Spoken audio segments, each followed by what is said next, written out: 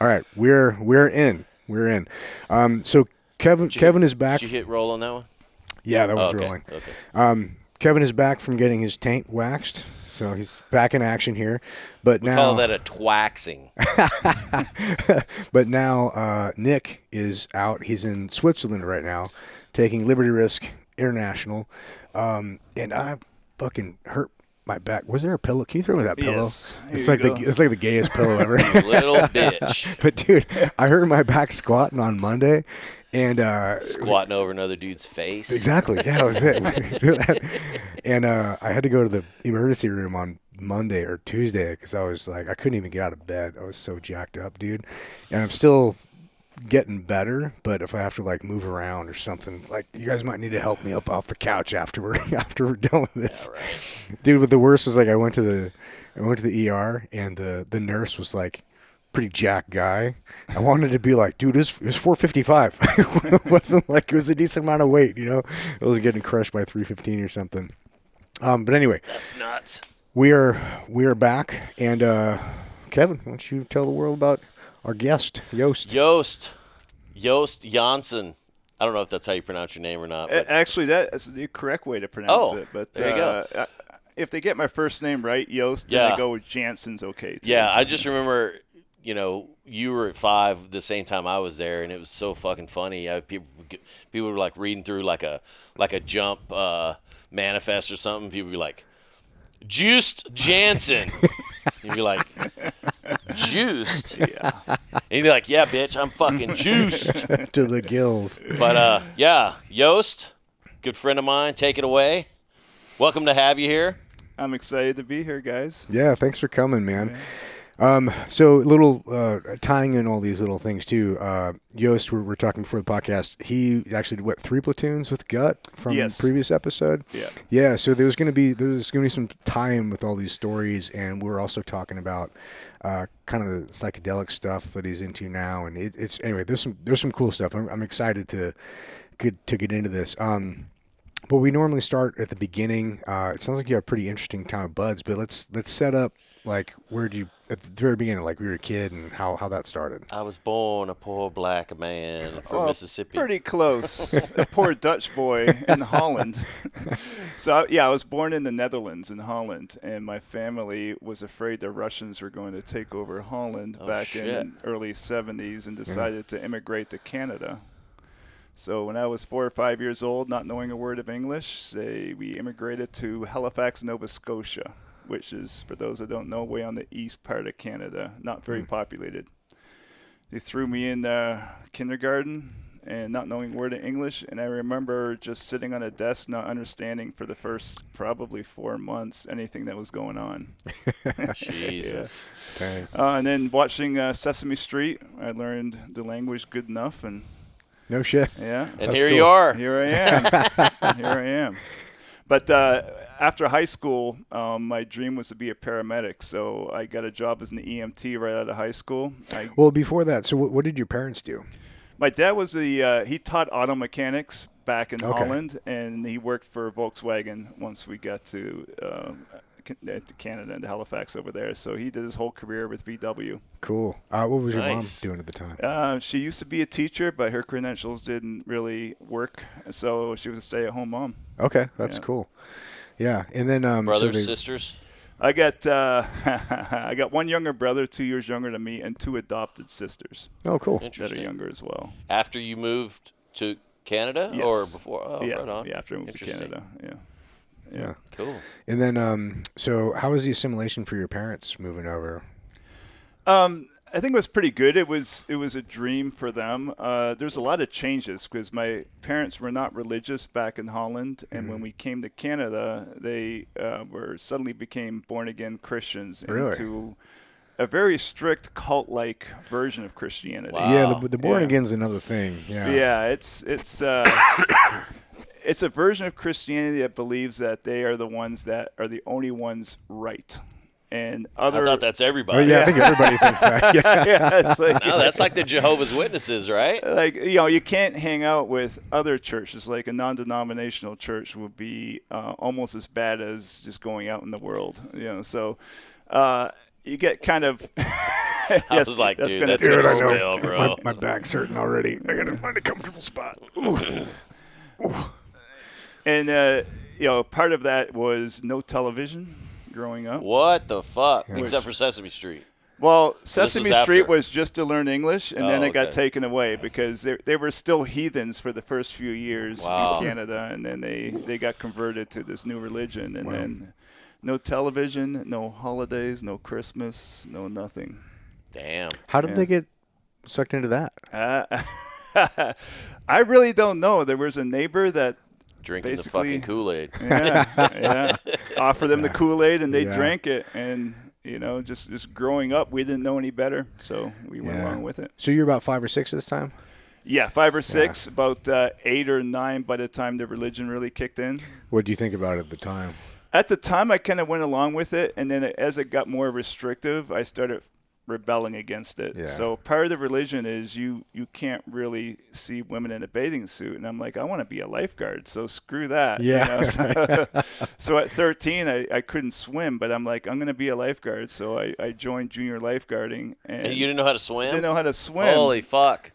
And They're they, like, they "This is looked gonna at be me a and it's like, challenge." this isn't going to work. But part of the program is, we have funding to send you to. We take everybody. Well, they'll take you, but you have to go with the 6-year-olds and start at the guppy level swimming. And things. Little tadpole level, dude. So I'm sitting there at 13 with the 6-year-olds trying to make my way through. In Canada, they have a color code. You start at yellow and you go to red and blue, and eventually, if you get the blue, then you can go back and join the junior lifeguard program. Just push him out of the way. Get out of here, nerd. Yeah. That's my pool. Fuck him. But by 16, I became a lifeguard, and that was kind of my life. And then at 17, I got interested in becoming a medic, and I started volunteering on an ambulance as a third wheel on the rig, weekends and stuff. Damn, all your through. ambulances only have 2 wheels? Oh, my God. Some things never change, Kevin. So that was your senior year in high school. That was then. senior year in high school. Oh, yeah. Yeah. And then That's cool. I had a full ride scholarship to be an engineer in computer science, and 2 weeks before classes started, the company I was volunteering at offered me a full-time EMT position. So I gave up the scholarship and went and became an EMT. Yeah. So you've always been interested in the medical side of things. Yeah, part of being a lifeguard, we learned a lot of the medical stuff. Lifeguarding in Canada is very different than lifeguarding in America. So it's probably a 3-year process to become a lifeguard. In Canada, it's a 2-weekend process in America to become a lifeguard. Did you see the pay grade for the lifeguards in the Orange County or LA area recently? No, what is it? Like $700,000, bro. What? Yeah, dude. Dude, I need to try out. What the fuck? Like David Hasselhoff had the right idea, dude. Yeah. Oh, Baywatch was my favorite show back aren't then. they affiliated with the fire department? I don't know. OCFA? Maybe. One of the lifeguards fall under OCFA, and it's probably, I mean, I can see motherfuckers making that much money because they're like working overtime and shit. I think a lot of it might have included overtime, but still, I'm like, Yeah. bro, I'll hang out on the beach in there's a lot shorts of- for $700,000. Yeah. Yeah, I mean, there's a lot of team guys that are Orange County Fire Authority and like, I don't want to say any names, but there's dudes that have cornered the market on that and have made a pretty good chunk of change up there doing that shit and brought more team guys up there. So I know there's like a horde of firefighters up there in Orange County. Yeah, it's a good deal, man. Yeah. Really good deal. Yeah, I mean, even in San Diego, dudes are pulling in good coin that are. There's a lot of former team guys in San Diego. I remember Jeff Bukowski. Do you know him? Yeah. Yeah, he went over there Yep. and did that. Yeah. He just moved like Ohio or some shit. I talked to him. Somebody died and he reached out to me. I'm trying to remember which fucking team guy it was. It wasn't Tosh, but it was somebody else, or maybe it was Farwell? Tosh. Yeah, I can't remember. All right, we're getting sidetracked. Sorry. Back to Yoast. Where the hell was I? Yeah. So you're doing the lifeguard thing in Canada. Doing a lifeguard thing, transitioned into being an EMT, and then 9 months into being an EMT, it was funny because I was 18. You had to be 19 to drive an ambulance legally. So I was forced to be in the back with the patient on every call, which worked out really good because I got pretty experienced very quickly. That's cool. And then my goal was to be a paramedic, which there's only one school in Canada, and it's in Alberta, and they accept 14 students per year. What? Jesus Christ. So I applied, and That sounds harder to get into than the doctor program. well, the funny thing was, I thought the same, but I applied anyway, and everybody's telling me, it's like, no, you need at least 10 years experience as an EMT before they'll take you in the program. But I applied. I also applied to 4 other colleges in America because I had saved up all my money. I'm like, I'm going to go one way or another. Yeah. So I remember I was going to wait till my 1 year mark, wait till I was 19, and then go to either that program in Alberta or if they didn't take me to a program in America somewhere.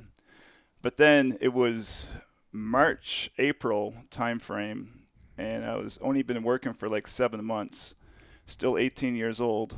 And then one of the colleges in Grand Rapids, Michigan called me and said, if you come in the next 3 days, we can get you in right now to the paramedic program. Well, that's a good deal. All right. And I'm like, I gambled. I'm like, well, the chances of me getting into the Canadian program are pretty low, so I'll take it. Yeah, so I just How far from up Michigan were you? I was exactly 3 days drive. Oh, fuck. Yeah.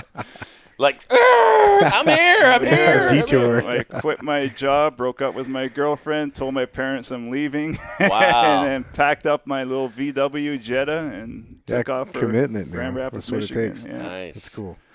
Yeah.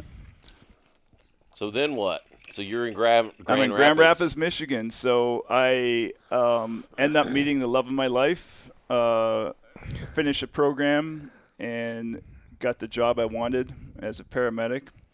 Meet the love of my life, get married, everything's wonderful. And fast forward 2 years of that, we had just bought our first house in Michigan, and I didn't want anything more out of life at the time. Nothing. So who's the chick you married? I'm assuming it's a girl. That's a correct assumption. American citizen? Her name is Missy. Okay. But I had got my green card already at that point, just as a work As permit. a student. Oh, yeah, okay. I wasn't a citizen, and that story will come into play later at Bud's because they kind of frown on you not being an American citizen if you try to be a SEAL. They found it out. They figured it out. Yeah.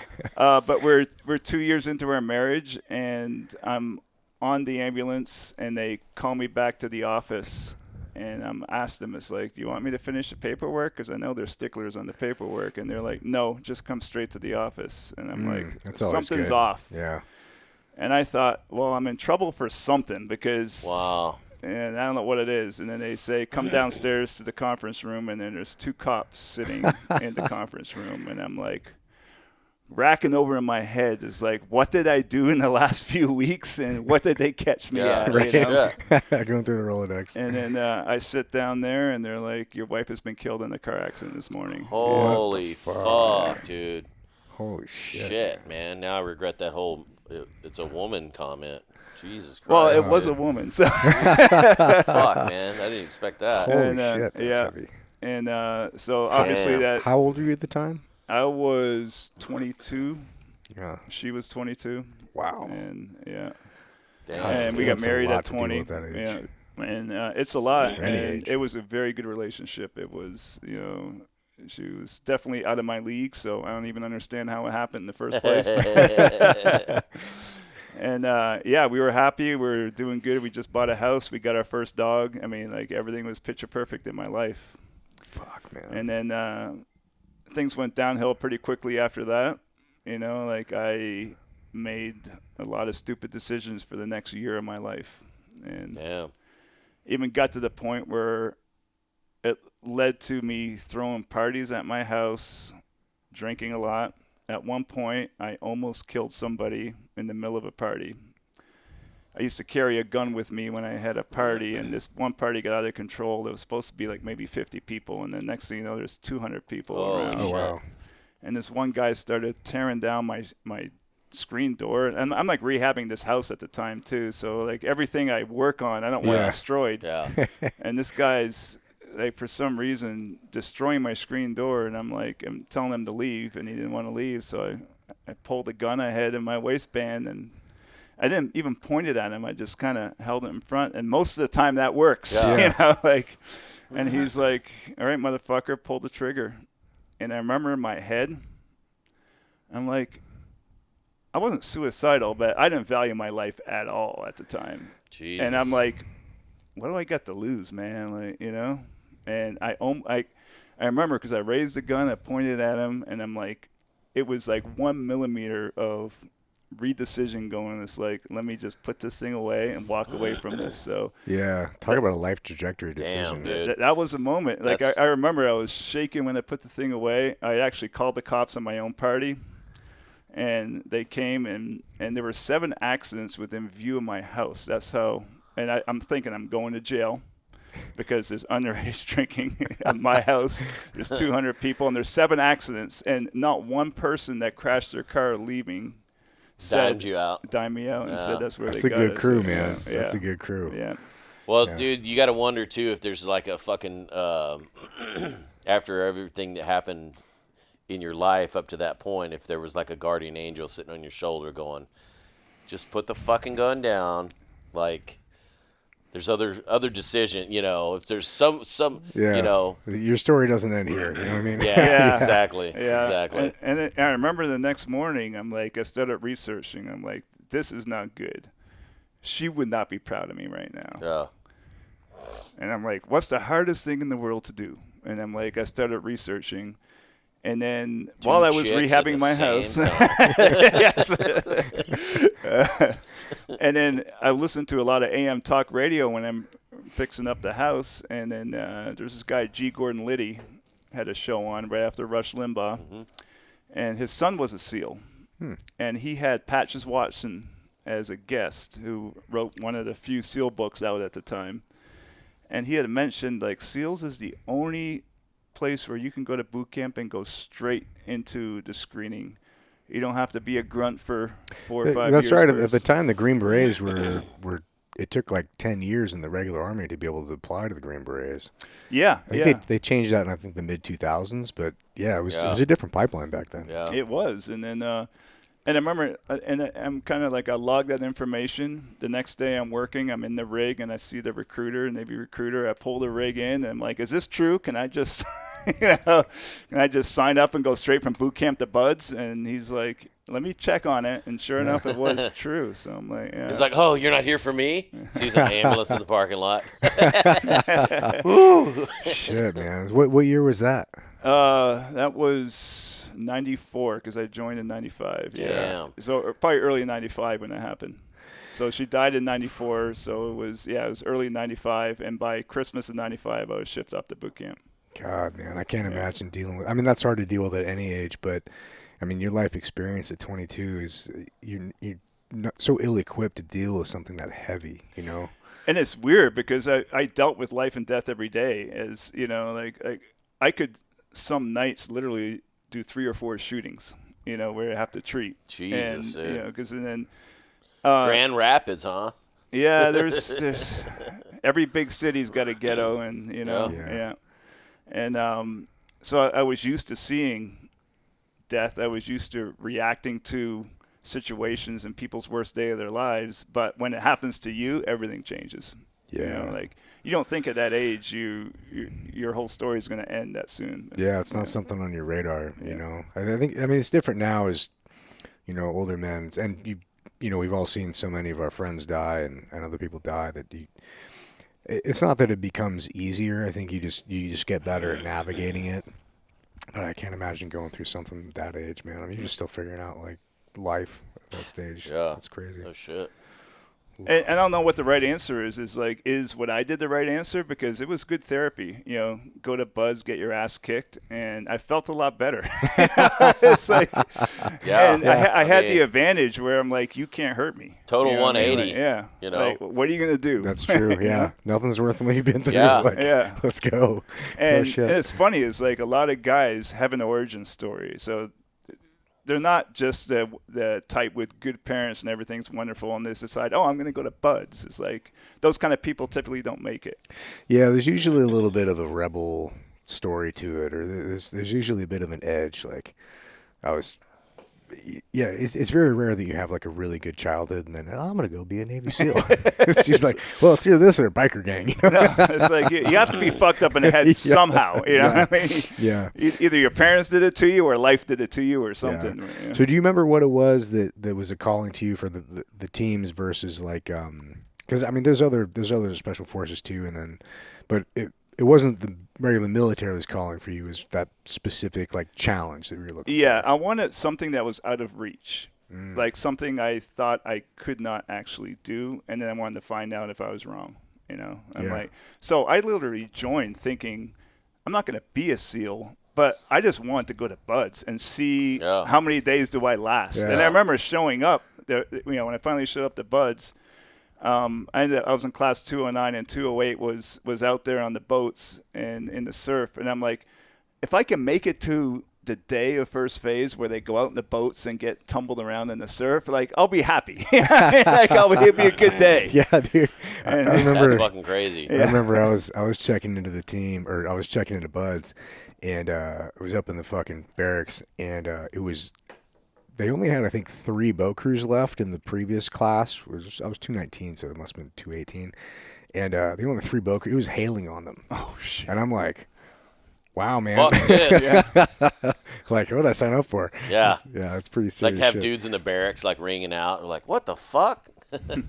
And I remember, I came in injured. It was like, even before boot camp, I like an idiot, I'm listening to the wrong people, and they say, like, you're supposed to have steel toe, whatever, combat boots and practice running. Jesus. So I shin splinted myself to death even before going to boot camp, you know. So it was hard to find information back then. Man. Yeah. I'm like thinking back, I'm such an idiot. And then, you know, in boot camp, of course, you get out of shape. So luckily I decided to be a corpsman since, you know, I was a paramedic anyway. Like, I can actually sleep through the day and then train more, you know, and then still finish in first place in the in the academic rankings, you know.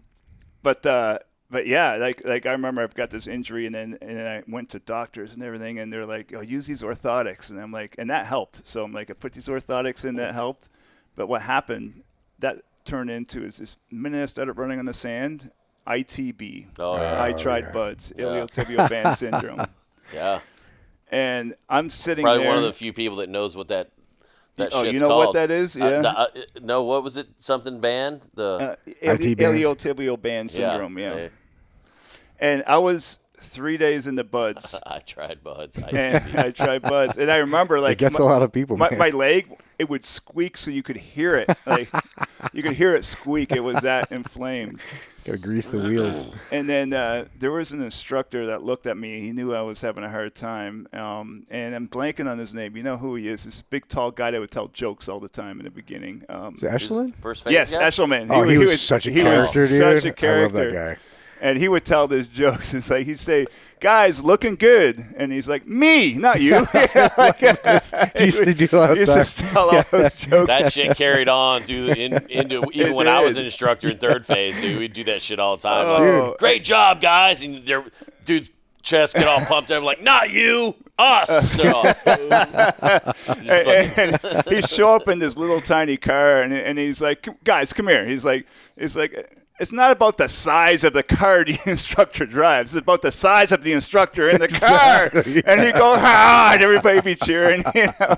Yeah. Dude, I remember those. I tried using some of those when I was an instructor. I didn't pull them off nearly as well. They're just like, what the fuck are you talking about? But he literally came up to me, and it's like, I got the answer for you. It's like, you know, go to the PX, grab a bag of ice, and strap that thing to your knee at night, and you'll make it through the next day. Mm-hmm. And I'm like, well, I'm a paramedic, and I know that's bad medical advice to strap a bag of ice to your knee and go to sleep. But I did it anyway. You literally freeze the whole entire knee. Like, great. I have frostbite now. Yeah, but I probably gave myself frostbite. But guess what? I made it through the next day. And then I'm like, well, now I know I have a hack. I'll make it to Hell Week. And in Hell Week, I don't have my bag of ice anymore. So I'm like, well, whatever. I'll worry about that when the time comes. Yeah, to survive. When Hell Week came around, by that point, the bag of ice trick for 3 weeks had worked, and the injury was pretty much gone. Nice. Yeah.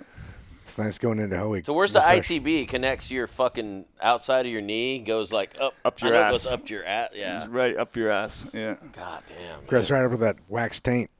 Well, no, I remember doing those ITB stretches where you put your leg over your other leg, and you're like cranking on it and shit.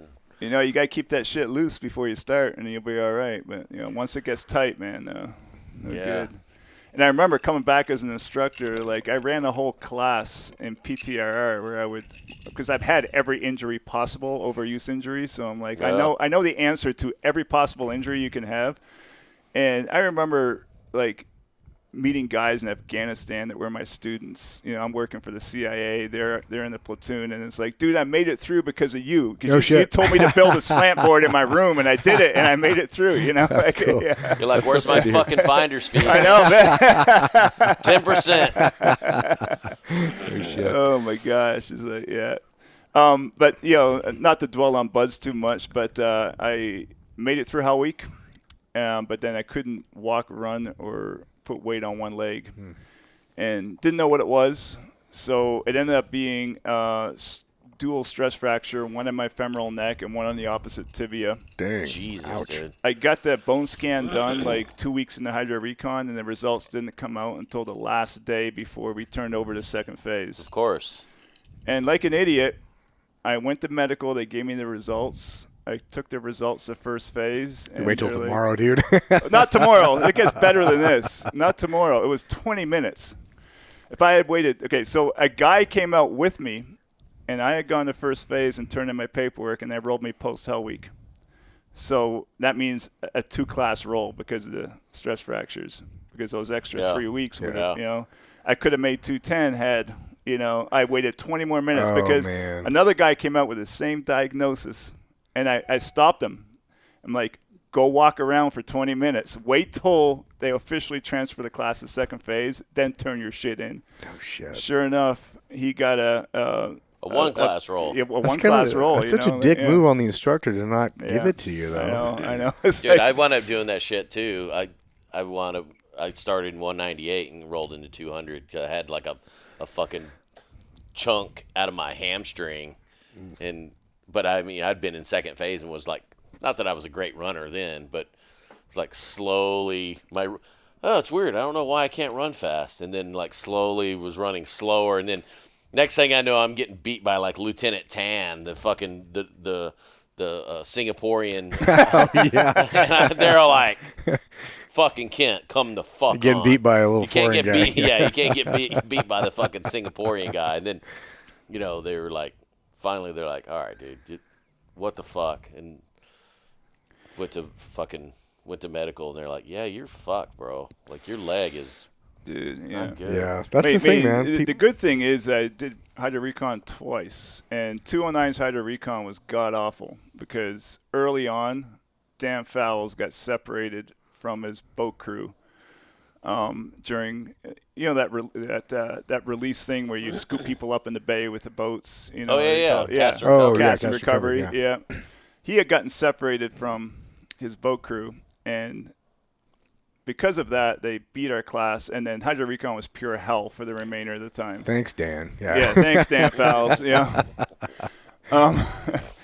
So we had to do everything twice, and we typically got beat throughout the night, you know, and then no sleep. It was almost worse than Hell Week at a certain point. So when I rolled into class 211, I went to the officers and said, there's a right way and a wrong way to do this. And then, luckily they listened, and it was the easiest hydro recon we've ever had. All right, yeah, that's because cool. we're like, this is how to do it. This is the way.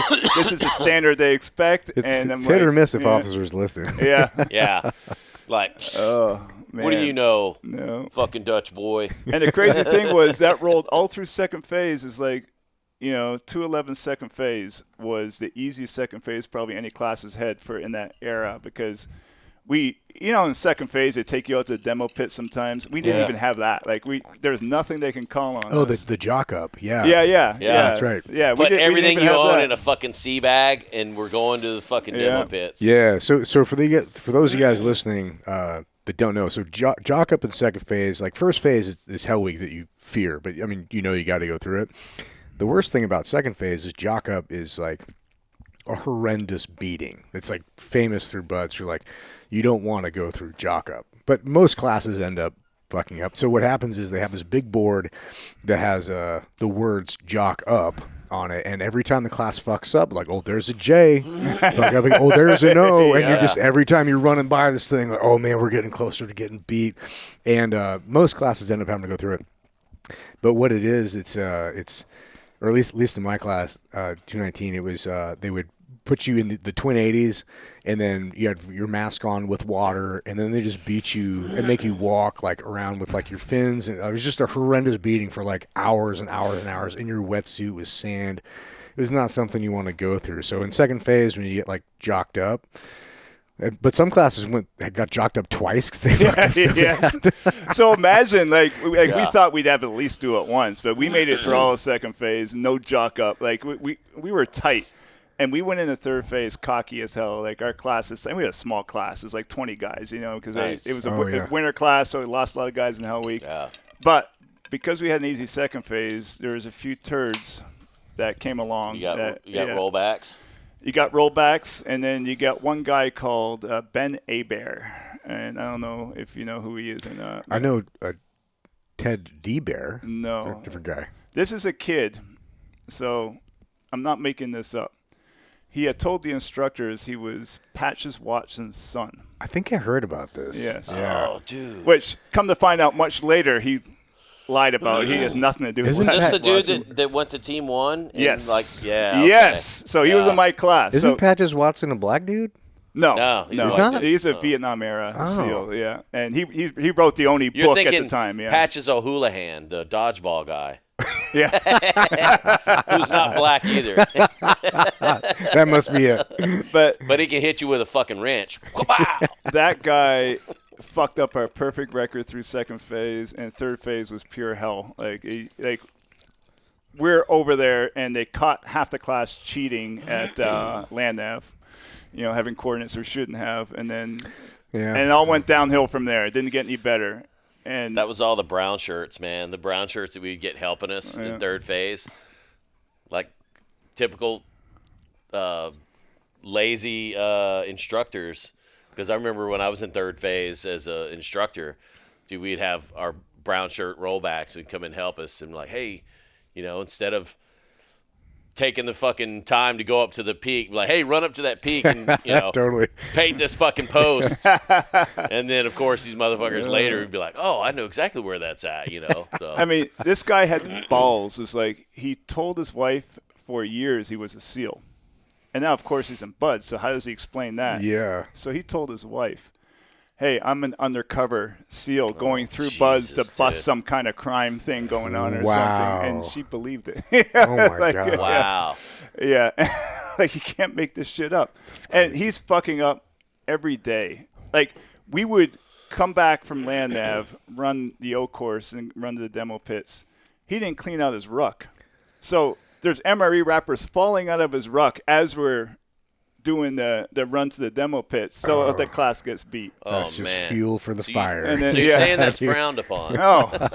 And we're on the island, and he's like, he almost kills half the class, because you know how you're on the cliff and you do flares, you know? Oh, yeah. He went, and like, almost took the whole class's head off. I heard they actually hit one dude and like halfway burned his dick off and all those things. Yeah, it didn't happen like that. And then the Claymore mine situation where somebody almost got hurt bad because the guy didn't clack the Claymore off. He did it after everyone else, and then so when he hit his Claymore, his had already jumped and faced us, and then he clacked it. You know, like one thing after another. But the instructors thought he was Patches Watson's son, so they keep giving him a break after break after break. And nobody checked, dude. like, hey, Patches, Hey, bro, no. your son's kind of fucked So up. finally he checked into Team 1. You know the rest of that story. And he started wearing his bird before he was went through STT fuck? even. Wow. And then, so finally they got rid of him. But Dude, I think it was actually Taco that had fucking rolled that kid up. Oh, was it? Yeah. I maybe not, but I remember some story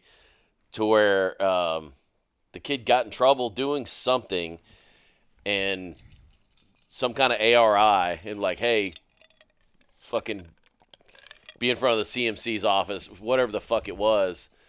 Dude was standing there, and I guess, I don't know if he was in a platoon yet or something, but what I remember from that was whoever was supposed to like make sure the dude was scored, like kind of like the dude's like C-daddy, like, okay, make sure this dude's kind of like squared away before he goes in and talks to the fucking CMC to get his ass chewed for, you know, an ARI. Like, looks at his uniform, he's got the 3 fucking hole marks. Yes, that's exactly how it happened. Yeah. I heard about that. And they're like, what the fuck, bro? There's only one insignia in the Navy that has 3 hole marks. Yeah.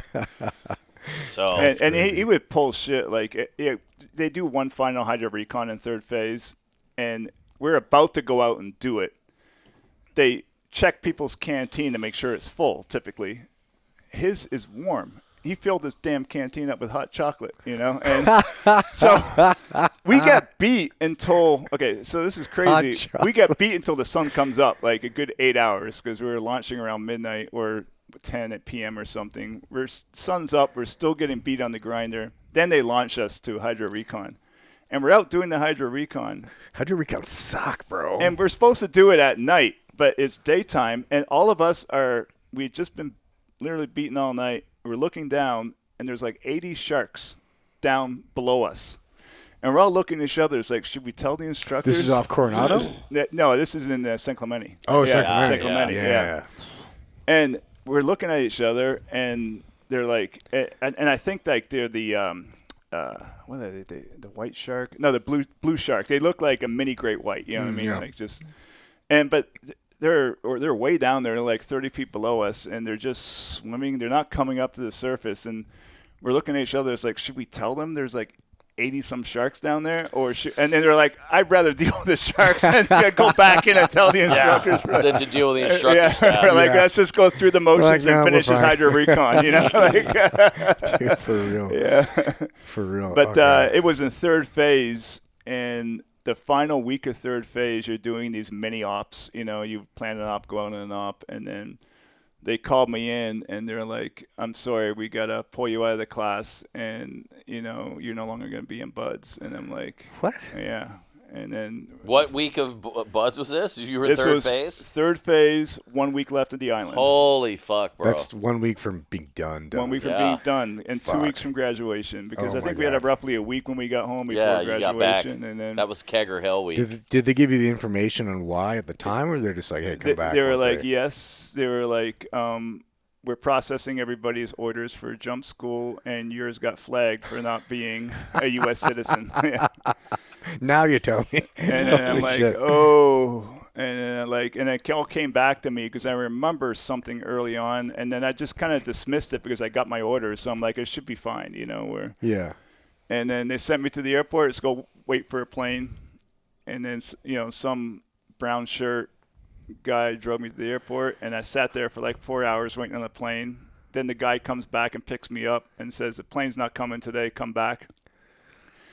And while I'm waiting for the plane to ship me off the island, I had to make my own Canadian flag. And on the island, you sing the national anthem at the end of the day, and they're just and they're singing "Oh Canada," oh Canada, and then they ship me back out to the airport again and wait for an airplane the next day. And what's crazy is like the only person that gave me the time of day was Lieutenant Commander at the time, Siebenauer, and he CB, and he was like, I'm not fucking with you, but if I don't find a solution to this, we can't let you graduate, And then he came back the next day, and in the meantime, I'm out at the airport every day waiting for a non-existent airplane. Every night, I'm singing "Oh Canada" by myself, and then getting an extra beating, You get bored as an instructor, dude. Yeah. That training creep. Finally, he said, he's like, I'm going to do this for you. I'm going to let you graduate with your class, put you on legal hold. And I know a guy who didn't make it through buds and is now working immigration in Detroit. No shit. And I talked to him, and he said, send him to me. That's awesome. And send him to me. And so I come back, and I'm legal hold. So that whole process is so I got to graduate with my class, immediately on legal hold. My class goes off to jump school. I'm sitting there, because I'm a corpsman, so I'm That's such a good hookup, though, man. It actually, the other way it could have been. It worked out so good because I get to do corpsman coverage for, at the time there was a course called SWS and all these courses other guys don't have. Out of your mind, dude. Like after going through all that, and then you're like in this limbo. I'm in limbo for weeks. For all the months. peckers you got to check. I mean, there's a couple good things. It's like every course I did medical coverage for, they actually enrolled me as a student at the same time. So I'm getting like all these courses knocked out that other guys don't have, which is kind of cool. And then finally he's like, yeah, it's all set up. be at Detroit tomorrow, go in this guy's office, and I'm thinking like, I know immigration, nothing's that easy, you know. But sure enough, man, I fly to Detroit, I walk in this guy's office, and he's like, yeah, you know, Stephen Hour was nice to me when I was a student over there, and I want a chance to replay the favor. Damn. And I was in and out in 5 minutes. Raise your right hand. Raise your right hand. I walked out as a U.S. citizen. Dude, that's awesome. Yeah. It's Dude, I state your name. Yeah. I state your name. You're like, God damn it. But he got me back later. So Stephen Hour ended up being the commander of the unit in Guam. I'm on my first deployment, you know, down the road. This is a couple years down the road because back then it's like you go with your team, you got to go to STT, then you got to go to your Trident board. Shit, and you had to go to all. You have to go through 18 Delta too, right? And 18 Delta. I mean, all that shit. It's a long road. So by the time I'm on my first deployment, like, you know, like it's like 98, 99 by that time. And, you know, went to Buzz in like 96. And so it was a couple years have gone by. I'm on my first actual deployment, pre-9/11 deployment. We're in Guam. And we're having a good time. I mean, like, we're in Guam. It's like, it's warm. It's beautiful out there. I love diving. One of the boat guys asked me, is like, hey, will you teach me how to dive on our days off? And I'm like, sure, man. It's like, it's not that complicated, you know? Breathe this. Put this in your mouth. So, and we had gotten spear guns. So we're underwater. And That was my second fatality. well, it was almost a fatality, which is a scary thing. So, and we're spearing these small fish, and all of a sudden I turn around and there's this 8-foot skipjack literally right beside me. And I'm like, so I grab my gun around and I'm like, I'm shocked by this huge fish. I pull the trigger, miss completely, but there's an underwater submarine. Oh, yeah. This skipjack is actually, I didn't know at the time, but It's a protected species. It's not only protected, they named him as Jake. And this submarine comes down just for people to visit this fish. I heard this story as a new guy. Oh, yes. Bro. I didn't know that was you. That was me. And then We got the brief on that. Like, whatever you do, don't shoot Jake. Jake. Yeah, totally. Okay, what's worse is I've got Brian, this boat guy with me, who is on his first ever real dive. I mean, we practiced a few times in shallow water. He's doing good. But this other diver is so mad at us, came down and turned off his air 60 feet underwater. Oh, surprise. And I didn't train him good enough to, like, exhale, come in. I mean, we didn't have time to go over, like, the whole dive course. FSA, or anything. buddy. Yeah. But, I mean, I'm just damn lucky he didn't hold his breath coming up, but like, or run out of air or anything like that. Because, you know, he didn't know what to do. Like, he could have just turned his tank back on, but he actually did an ascent at the time. And I'm thinking, like, this guy either blew out his lungs or he did something. For sure. Yeah. So the whole thing. Oh, he did go to the surface. Yeah, he surfaced. You know, he didn't turn his tank back on. He just surfaced on the breath hold, you know. And I'm, like, thinking, like, this guy could have killed this guy. So I'm surfacing. Everybody's alive. It's good. I'm like, let's get the hell out of here. You know, that fish. Yeah. These other divers are literally like they surfaced, started yelling at us and all that crap about like what we did. I'm like, were they other military divers? No, they're recreational. Oh, divers so they already there. knew Jake. Yeah, I'm like, they know not to fuck with Jake. We didn't know. I mean, we're just out there. So what was the special story? Is he protected? Why is Jake protected and the other fish aren't? It's well because all the other fish are yay big and Jake is like 8 feet long and it's a tourist attraction. Yeah. You know, it's okay. It's that big. What was it? Atlantis, the yellow submarine. That's Yeah, Atlantis. exactly. So Yeah. when you're going up Marine Highway or Marine, is it in Guam? In Guam, So yeah.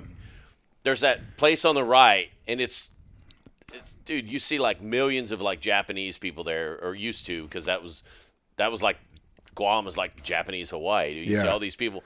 And, dude, they would go into the submarine, and I'm guessing, I mean, you get this fucking fish there. They feed fucking 8 times a fucking day. So, of course, the motherfucker grows this huge.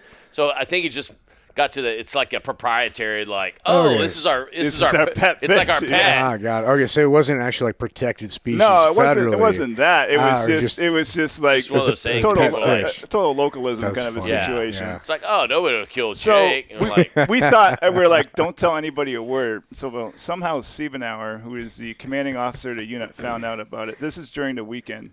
Monday morning, we're at quarters. The Guam police show up and handcuff me and haul me off. How is that a crime? Well, here's the thing. Well, in Guam, Guam's different. Siebenauer was fucking with me. No way. Oh shit! He knew the cops. He knew the whole. Somebody had told him the whole That story. is Set fucking. you up. He I got you set good, me- you fucker. Yeah, he had like, I'm like shitting Wow, bricks. dude. It's like brand new guy, and like it was early on in the deployment too. I'm like, Oh, oh, man. there it goes, man. Like all went to waste, man. Like I'm Oh, losing my shit. bird on this and everything, and it's like but Over a fucking fish. over a fucking fish. So he Dude. got the last laugh on that one. Oh Yeah, man. Oh yeah, you've been through a lot. Holy shit. Whew, that's a lot of yo-yo in there. Yeah, Dang. that's a funny fucking story though. CB, man, he was a good fucking dude. Good, best guy. I mean, cause He was the bullfrog for a Yeah. while. Was he 'Cause really? He was a. Wasn't he a Mustang? yes, yeah, he was. Yeah. So he former enlisted, and then he was a bullfrog for a while. Like probably right before. I don't know, Joe Burns maybe something like that, but yeah, I want to throw But out too many fucking. Wait, It- names. it's Joe crazy. Burns was a bullfrog for a while? Yeah. Yeah, Really? he Yeah. was too. Well, it's because he's got nothing else to do. But he was Well, one of those. He was one of those guys that, It's like that 40 literally. plus years in the military, you know. It's like Jesus Christ. But yeah, there's some guys that can change the outcome of your life. Like one Yeah. single person, Yeah. and out of the goodness of their heart, can make your dream come true or not, crush it. or crush it. And it's like when it's a guy like that, and like how do you repay a guy like you can't? I mean, there's nothing Yeah. I can do to repay him for what he did for me. So Yeah, some things are too big. Yeah, Oh, that's awesome, man. yeah. Shit. So we got. So how the rest of the time in the team? How many years did you do total? in So I joined the Navy in '95, got out in the summer of '08. So I did like almost 13, and it was all either buds, working my way in the team, SEAL. I didn't go to the fleet at all, and I did that. And I remember checking That the would have Team been 5. fun, huh? I got one good break at 18 Delta. And I showed up and I said, I'm already a paramedic. Actually, I was teaching paramedic part-time at the college before I even joined the Navy. And they're like, all right, let's see what you can do. So they gave me Take those pants off. 6 months worth of tests. And it's like, you take 2 days and take every test that we give the students. And then you go out for 2 weeks and do field medicine out there. And when you come back, we'll reevaluate. And I did all of that. And I retook the paramedic test again, National Registry.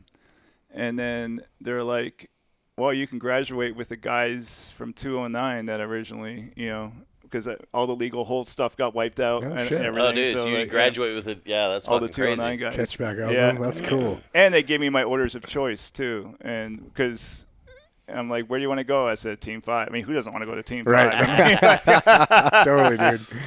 Definitely STV1. Like, kick me in the balls twice. Oh. Man, no, it's good. I checked into Team 5, and then I think most of the stories after that involved Jeff Payne a little bit. I bet. Good hey, ones, yeah. yeah. So I remember. So what was your first platoon? What Alpha Bravo Charlie? Golf Platoon. Golf platoon. You were in my sister platoon. Yeah. I was in hotel. Yeah, and Yep. we were in literally the same building, like a Quonset hut, duplex. Yeah. Okay. Was that you guys both first platoon at the same time? No, he was a couple. You were as your third or second or Yeah. something. Yeah. Second or third. Yeah. Which that was the funny thing too that I always remembered going back to the whole corpsman thing, because you look back at when you first got in the teams, and I mean, dude, there were dudes you graduated from buds with. They had to go to 18 Delta, and dudes would literally. I'd be in SQT. Like I went through SQT with Tosh, or STT. Sorry, STT with Tosh. And, dude, he was in, like, 196. I graduated like, 196. Yeah, it's a big gap. I graduated like 200. But it was so fucking weird. Like, you would see dudes that would show up. There were guys in my class that were corpsmen that were, showing up. And I already had, like, a platoon or, like, maybe 2 platoons under my belt. I mean, my first platoon, we only did, we did a quick workup, probably a year workup. So we weren't doing, like, a year and a half. and then deploy. So we were doing like a year workup and then deploy. I think my first 2 platoons were like that. But yeah, it was fucking a different era then, pre 9/11, to where Yeah, it was pre Force 21 mix up too. Yeah. It started the whole it's deployment change. It took a long time to get your bird, and then you felt like you earned it at the end too. that was the other thing too. Yeah, definitely going through STT, and there was. I mean, I know Team 5 kind of took the helm on changing the PQS, and we actually had like stations where dudes had to demonstrate different shit. Whereas before, like when I got my bird, it was. I mean, you took the test. There was like a written test, and then you went into the conference room at Team 5, which was real small, like I think it was like off the XO's office or off the admin or some shit. And there was like probably 5 chiefs in there just shooting fucking questions at you. And there's like there's like a fucking Draeger sitting on the table and a fucking 60 and like, hey, take that apart. And you're just like, oh, you like, doing all this shit. And they're just shotgunning fucking questions at you. And a lot of it too it was maintaining composure and just really like not getting flustered and giving them. Before that, you had to get checked off at every department, like 12 departments. And there was a weird thing. We had a command master chief at the time. Just one? At the time. And he made this weird policy. It's like if you sign a guy off and then he fails to trident board, you lose your bird until he actually earns it. Yeah. Damn, you remember dude. that? Yeah.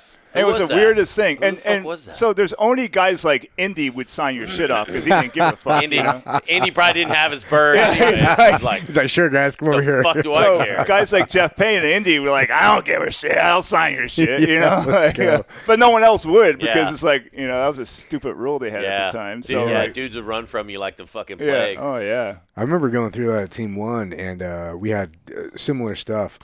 But they were saying that some of my guys were going through the same thing at 5, and they were saying they had to like go through, but like have like a rucksack and go through sand marshes and shit, then come back to the stations. It sounded more intense at 5, which is rare because one usually takes a cake for kicking people in the balls. Yeah, well, the era that I got it was a weird that. I forget that Master Chief was there at the time, but he was fanatical and he fought so hard against changing it. Where guys get their bird right after fucking STT. Chambo.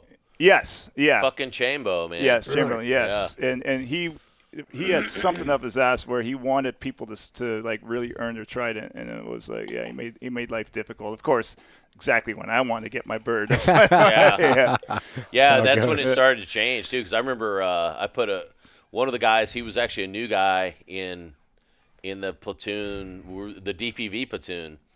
Yeah. I actually know he wasn't a new guy.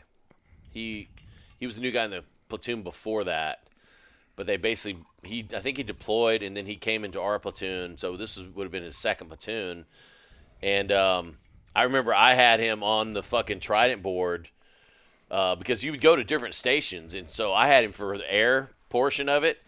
And I fucking failed him because he didn't know his shit. And I was like, well, fuck, man, I don't want to just give it to you. Like, you're a good dude, but you got it. And I failed him. I failed him for it, and dude, he was, man, not say he was pissed off. I'm sure he was fucking pissed off, but he knew that.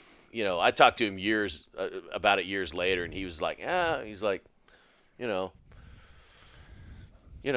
didn't fucking earn my shit. Well, I mean, you got to be. Shit's important, dude. Wasn't there a time where, I'm telling your story because I heard about it, but I don't remember it. But wasn't there a time where you were there was a drop going with a bunch of C-130s, and they were angling it out, and they're saying on the drawing boards like, well, the C-130s we're going to do stacked here, and we're going to drop these guys, and then these guys, and these guys. You're like, hey, can I be in the last bird? And they're like, why? Well, because the C-130 is going to chop up all the guys you drop if you do it that way. Yeah. I don't think that's my story, but it sounds like it sounds like something you'd say, right? Yeah. Sounds like some military shit. Yeah. Hey, we're going to do it this way. First bird's dropping like $2,000, next bird's dropping like $1,750. You're like, wait a minute, shouldn't that be opposite? Like literally first bird should be like $1,200, next bird should be $15, then $17, then Yeah.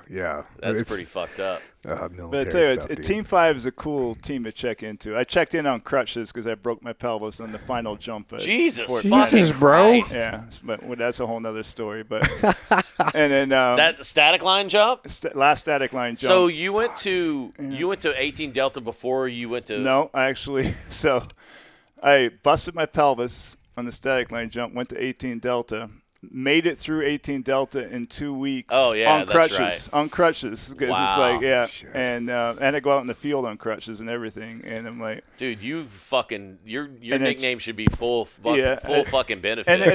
they misdiagnosed some shit, so because I had to get my whole labrum removed when I got to San Diego, so I checked in. They still because my pelvis fracture had healed, but How'd I they still remove couldn't your walk. labia? Labrum. Labrum. Oh gosh. But I remember like once they removed it, they were going to process me out of the Navy. It's like, well, you can't be a SEAL with no labrum in your hip. And I'm like, Sure I can. sure I can. Like I went through all this shit. Like you're not going to go kick me out now, Yeah. you know? I'm like, and so they're like, okay, you know, like we won't board you. We'll just go ahead, you know. Let me like, just take this stuff out of my medical record. That's one of the cooler things too about having somebody that knew some of the corpsman terminology and shit was like, dude, I'd like hand fucking corpsman like your records and be like, yeah. better get rid of that. Of course, it doesn't help you out then when you go through the VA and they're like, where's the documentation that you broke your fucking, dislocated your knee? yeah. But you know what's crazy? I made it till I have an artificial hip now, complete titanium hip. But I made it till 2017 before I got it done. You know, like just working around it, man. Like, yeah. Dang. And That is crazy. but I want to tell you a Jeff Payne story. Yeah. So that my first duty, checking the Team 5, and they basically make you do whatever. And they're like, you got to go on ORE support on San Nicolas Island. I didn't know what an ORE was or anything at the time. But they're like, this guy, go find Jeff Payne. He'll tell you what to do. Oh, my God. Never met dude. the guy before. And This is in what, like 97, 98? 97, yeah. Fuck, dude. And, didn't know what an ORE was, didn't know anything. And then, so we basically load up, and I can't remember, we took a plane or a boat over there. I think we took a boat over there. And what our job is like, this operational readiness exercise the platoon was going to do, which is the last exercise before they deploy. They call it something different now, but we were just supposed to support that landing they were going to do on the beach and just observe it, whatever. But because of weather, they kept delaying the ORE because they couldn't do it because of weather. So we were out there. It was supposed to be 3 days, ended up being like, almost 10 days out there. Oh, wow. So we didn't have a whole lot to do. San Nicolas, there's nobody on this freaking island except Where's that at? It's close to San Clemente is one Yeah, of it's the like islands north of out San there. Clemente, Yeah. but it's like a whole. Is it owned by the government? Yeah, well, there's nobody allowed on there except there's 3 females environmentalists doing a study there. course. That was it. And it was like, An exercise in scissoring. Scissor Island, yeah. and there were 4 of us, Team 5 guys, and then Jeff Payne was kind of running the show.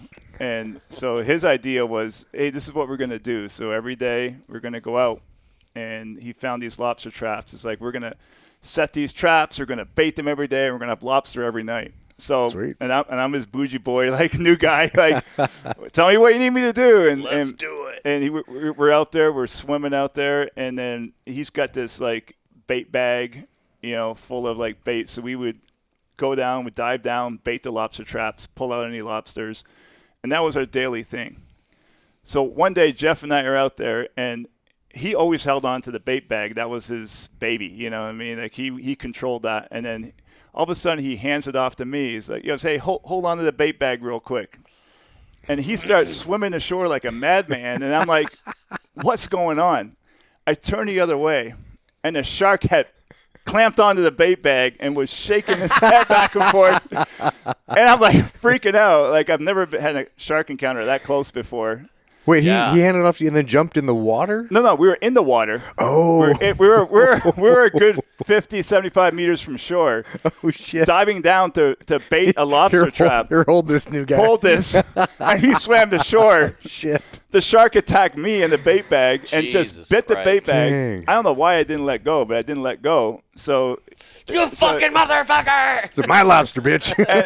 and I'm like freaking out. And by the time I get my bearings, he's laughing his ass off on the rocks on shore at me. You know, like What a pirate, yeah, dude. like, Yeah, no shit. Holy shit. that guy, That's man. wild, and dude. then I remember like seeing him like a decade later. He's like looking at me. He's like, I still got that bait bag hanging on my wall with a big chunk out of it. You know, like, yeah. That would be cool. Hey, you never let it go though, right? Never let it go. He's like, I don't know why you held on to that thing. I'm like, I don't either, man. Like, yeah. Jesus, dude. Holy shit.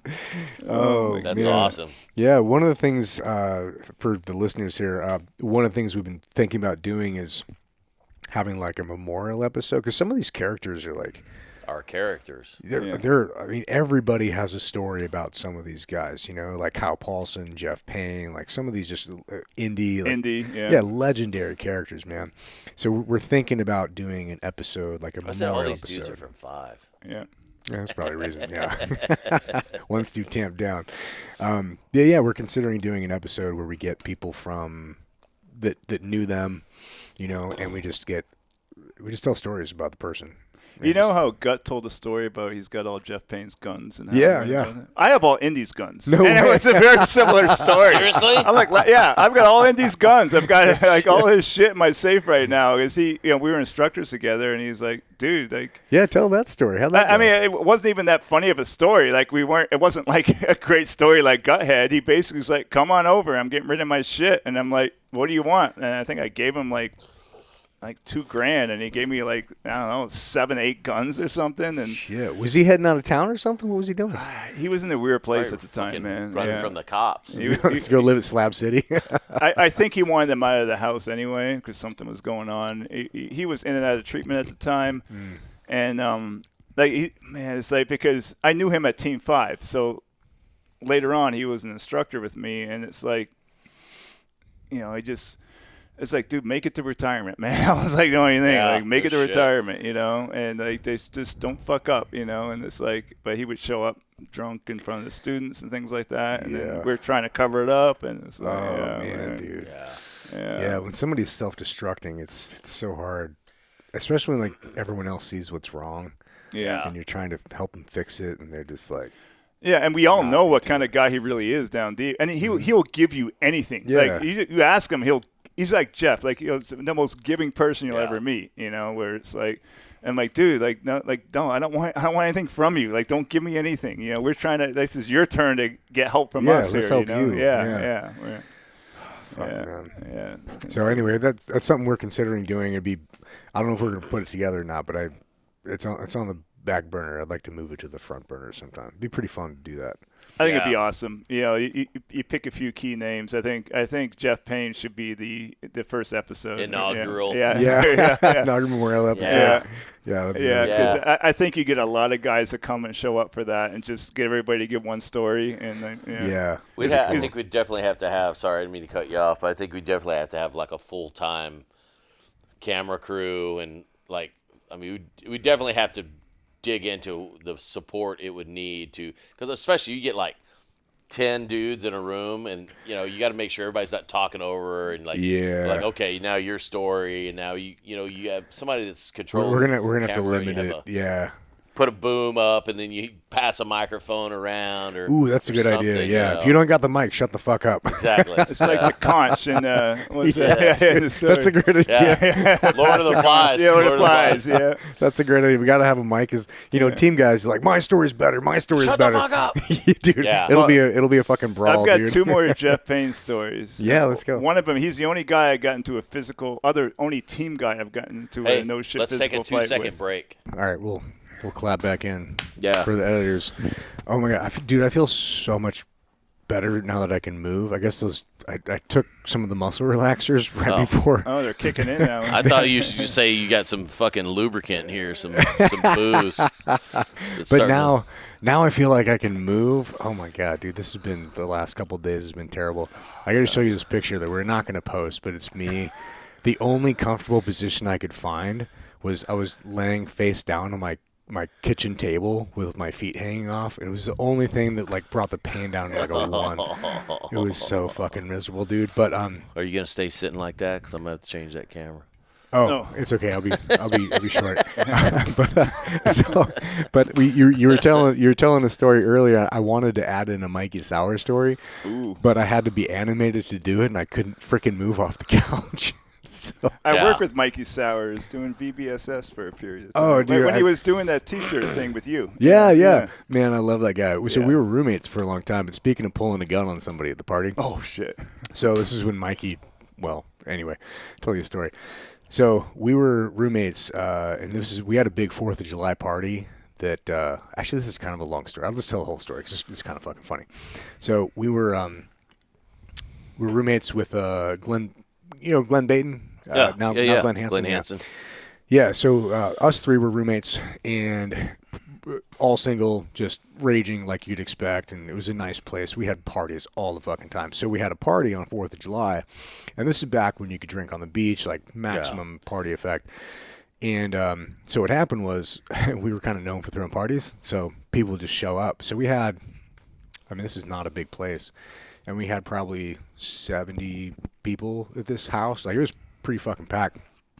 And we're all drinking, everything's going good, and then there was this chick, she's so drama, I don't want to say her name, but she had basically fucked every team guy. She's fucked more team guys than I even know. Like, it's a lot, dude. I'm sure you know her. And so she showed up. I'm sure you know her. Great comment. I don't know her. So she shows up with this other team guy dude. He's actually a really cool guy, but he kept mad dogging me. He's like, kept eyeballing me, and I'm like, bro, what are you mad at me for? I don't get it. Like, we're throwing a party here and free beer. Like, what are you upset about?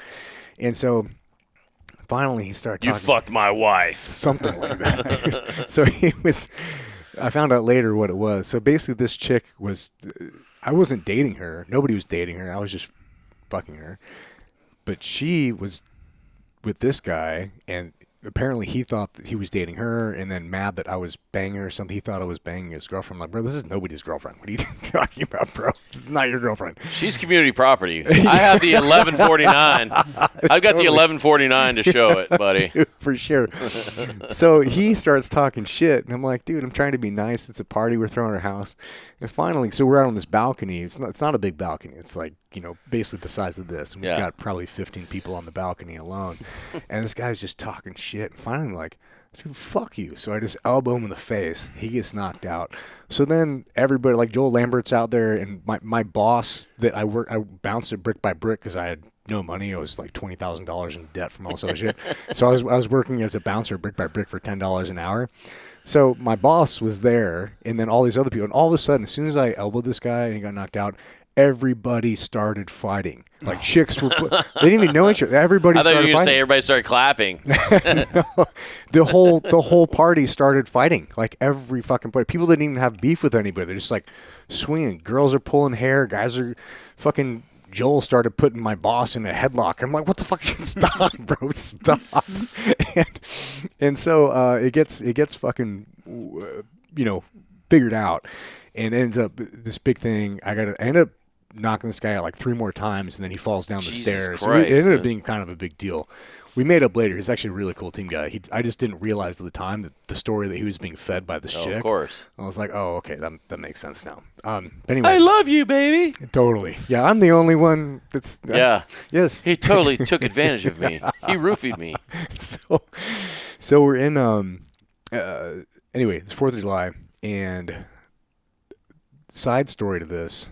There's another team guy that had been banging my neighbor, but he stopped banging her, which I didn't know about. So she was pissed at all team guys.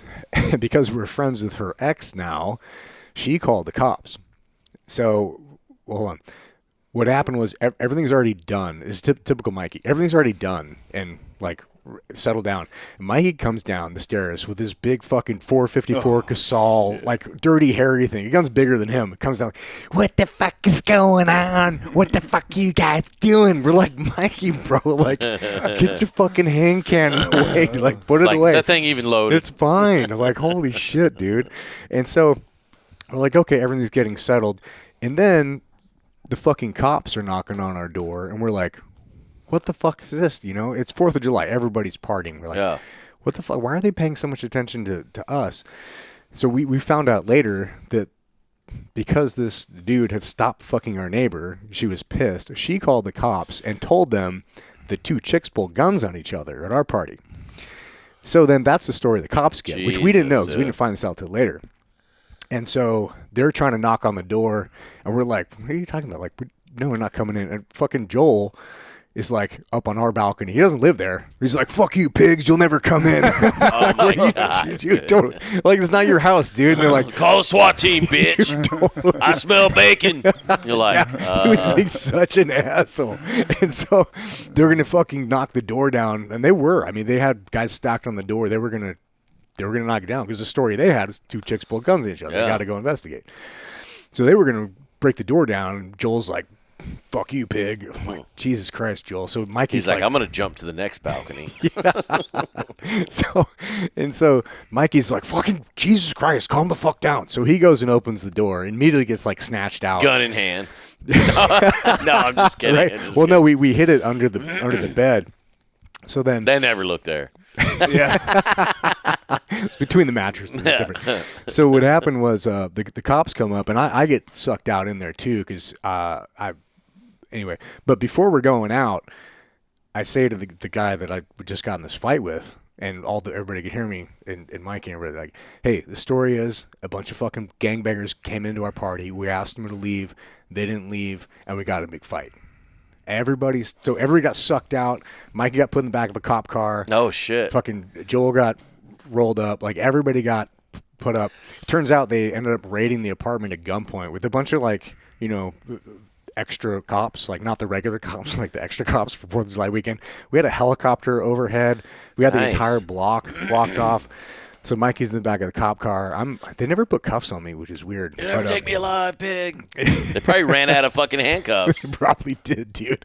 And so, but because everybody stuck to the story, they didn't do anything except we got asked to not renew our lease because our landlord lived like 3 doors down. And while everybody's rolled up in cuffs, he comes over. This guy, Greg, he's like, what's going on, guys? We're like, oh, nothing, Greg. Don't worry about it. No big deal. And so Mikey was in the back of the cop car, all laced up in the cuffs. And he's like telling guys, like, hey, open the door. Open the door. He's trying to get random people passing through the alley to, like, open the door. If some guy, like, comes up on his bike and skids up, it actually opens it for him. Oh, shit. And Mikey's like, ooh, I could run for it, or it looks like the guys are getting away with it. I'm just like, hey, thanks, man, but I'm gonna play this out. I'm gonna play it out. Yeah.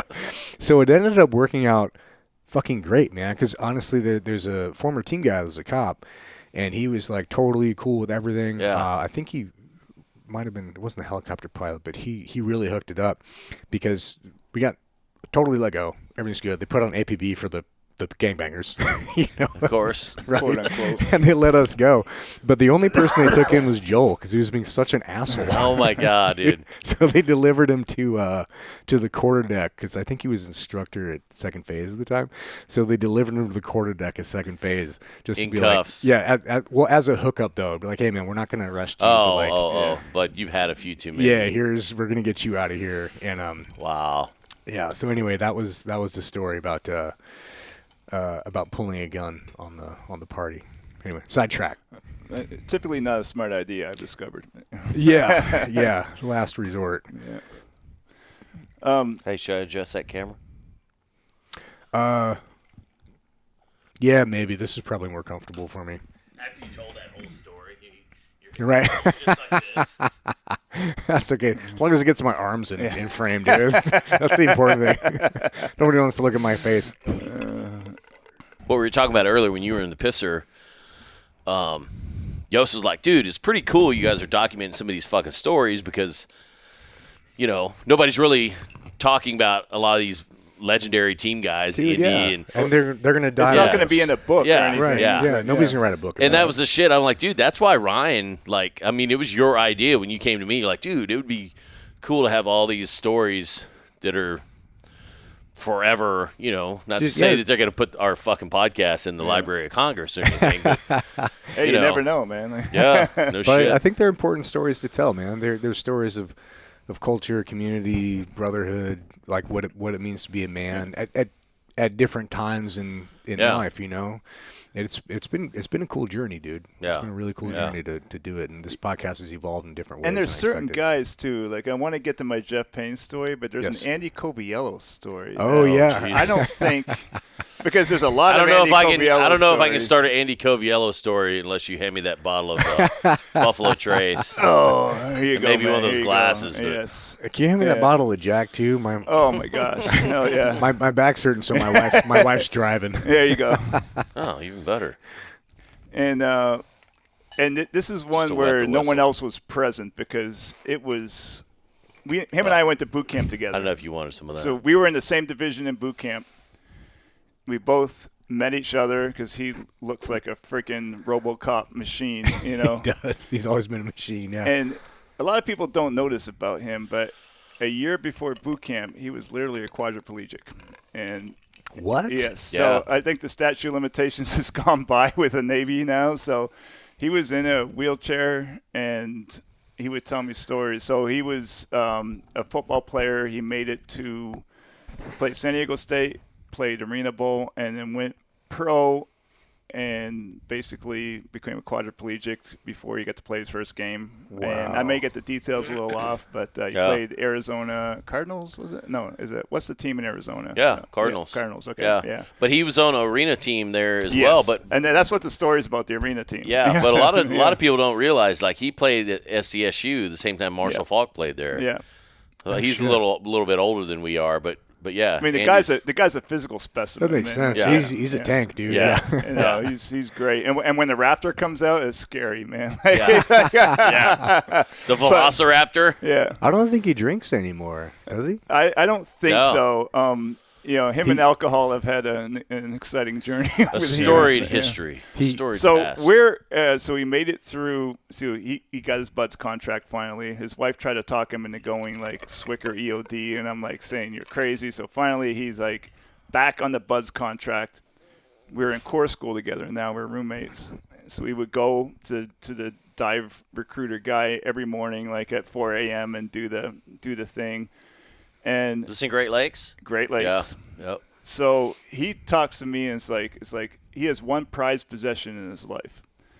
So he was Arena Bowl champion 1 year, and all he got was an entire sweatsuit saying Arena Bowl champion in Arizona. That's That cool. was his pride and joy, that outfit.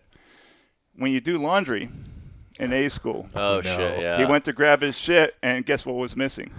His Arena Bowl sweats, whole suit was gone. Yeah. And he's like upset about it for 3 days. And then we're eating breakfast one day at A school. And there's a guy walking with a tray with his championship Arena Bowl whole get up on. He's like, this is cool. And I'm looking at him, and he's turning. There's steam coming out of his ears. Oh, I can just imagine him just And fucking tackling I'm you. like, dude, it's like, Just don't think kill him. think about what you're about to give up, because I know he's about to kill him. And it's like, please either let me handle this, or can you just be calm and just rational for 1 second Yeah. before you destroy this dude, because you touch him and you will lose your Buds contract. Yeah, that's a tough thing And about being in so that position. I remember, and I'm like, I'm watching you, and I followed behind him, and he walked up to him, and he's like, strip. And literally the guy took one look at him, he's down to his underwear, like threw the clothes on, left it on the floor, and ran away. He's like, oh, that's where that came from. I'm like, yeah. And he's picked it up, like, Good job, Andy. Dude. Yeah, good job, What man. a fucking dipshit, Yeah. though. Oh, my God. Dude, whenever I would steal clothes, no. Yeah.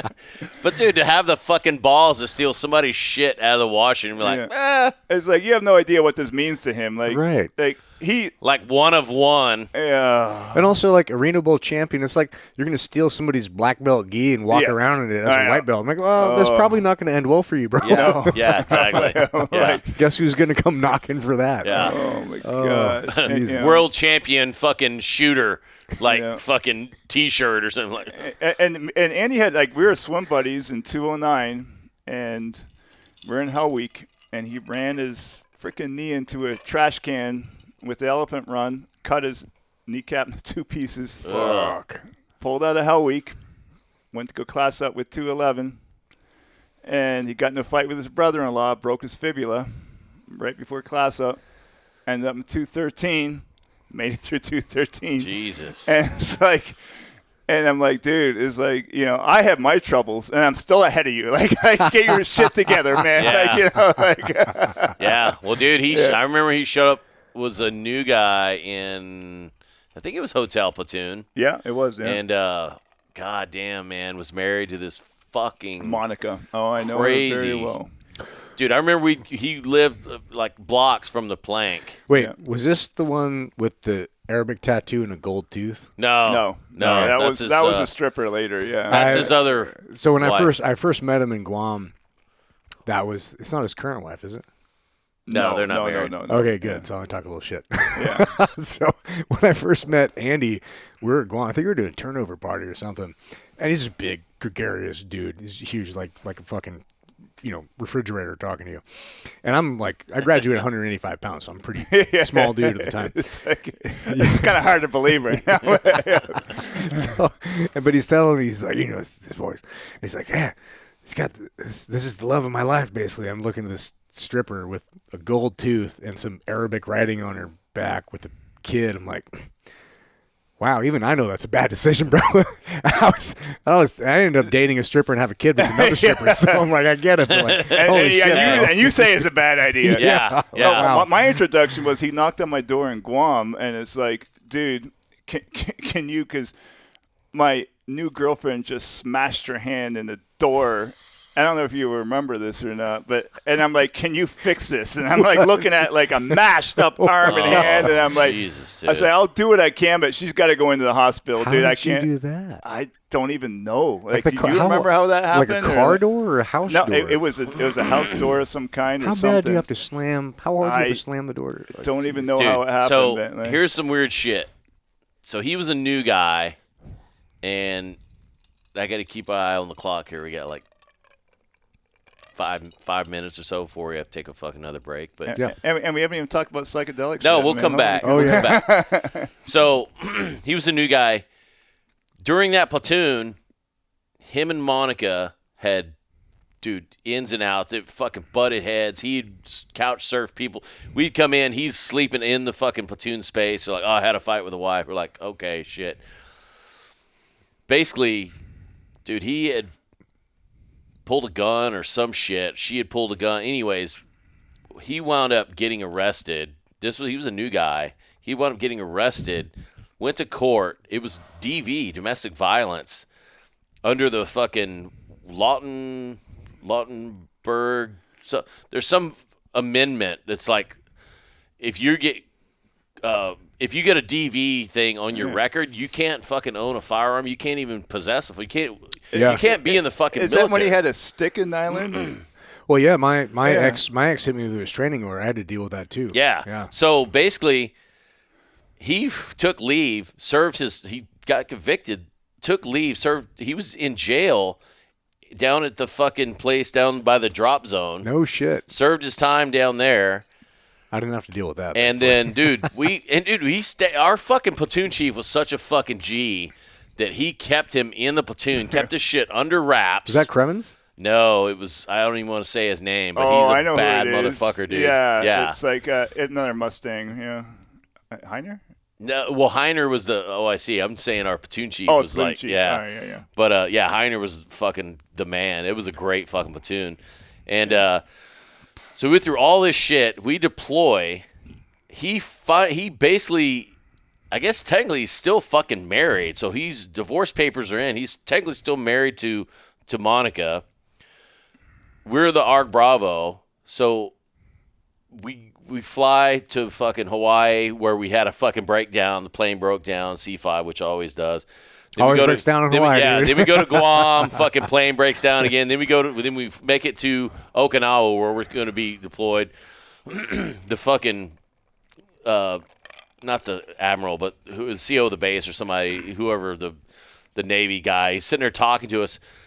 Out of everybody in there, like Tage has a black eye, Tony Friday has a black eye, fucking Andy has a black eye. What a platoon, dude. Like, dude, we've been in so many fights. Like me and Tage have both gotten fucking like literally knocked the fuck out. We were in this bar in Hawaii, and the Samoan dude, I've never been hit so fucking hard in my life. This guy hit me so hard. And the only reason I didn't have a black eye is because I went like this. So last minute, he hit me like in the crown, like the top of my forehead.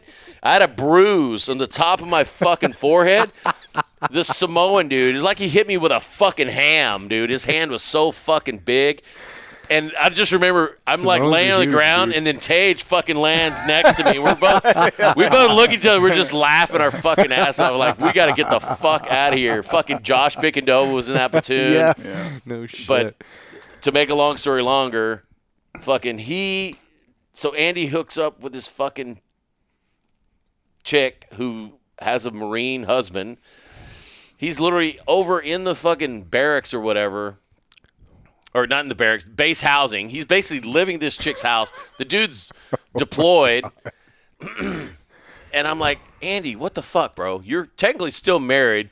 You're living at this other fucking chick's house who's married to this Marine. Yeah, it's not a good scene. It's not going to end well. It's not a good scene. Then we fucking go to Guam to deploy. Well, we didn't deploy, but to teach the Malaysian dudes. We taught them CQC and like combat swimmer. Now we're at Toys Tavern. We're sitting there drinking. He's going to run across the street to Camelot down the way. Is that the other strip club? It's one of them. There was Camelot, allegedly. I didn't really frequent any of these. I was mainly a establishments, Viking. but Yeah. That was the same era where Julesen was spending on his government credit with card. Tosh. Yes. Oh, Yeah. He ran up tens of thousands of so dollars. Camelot we got to hit that story. Yeah, too. so Camelot was a little further down. Yeah. And Andy comes back with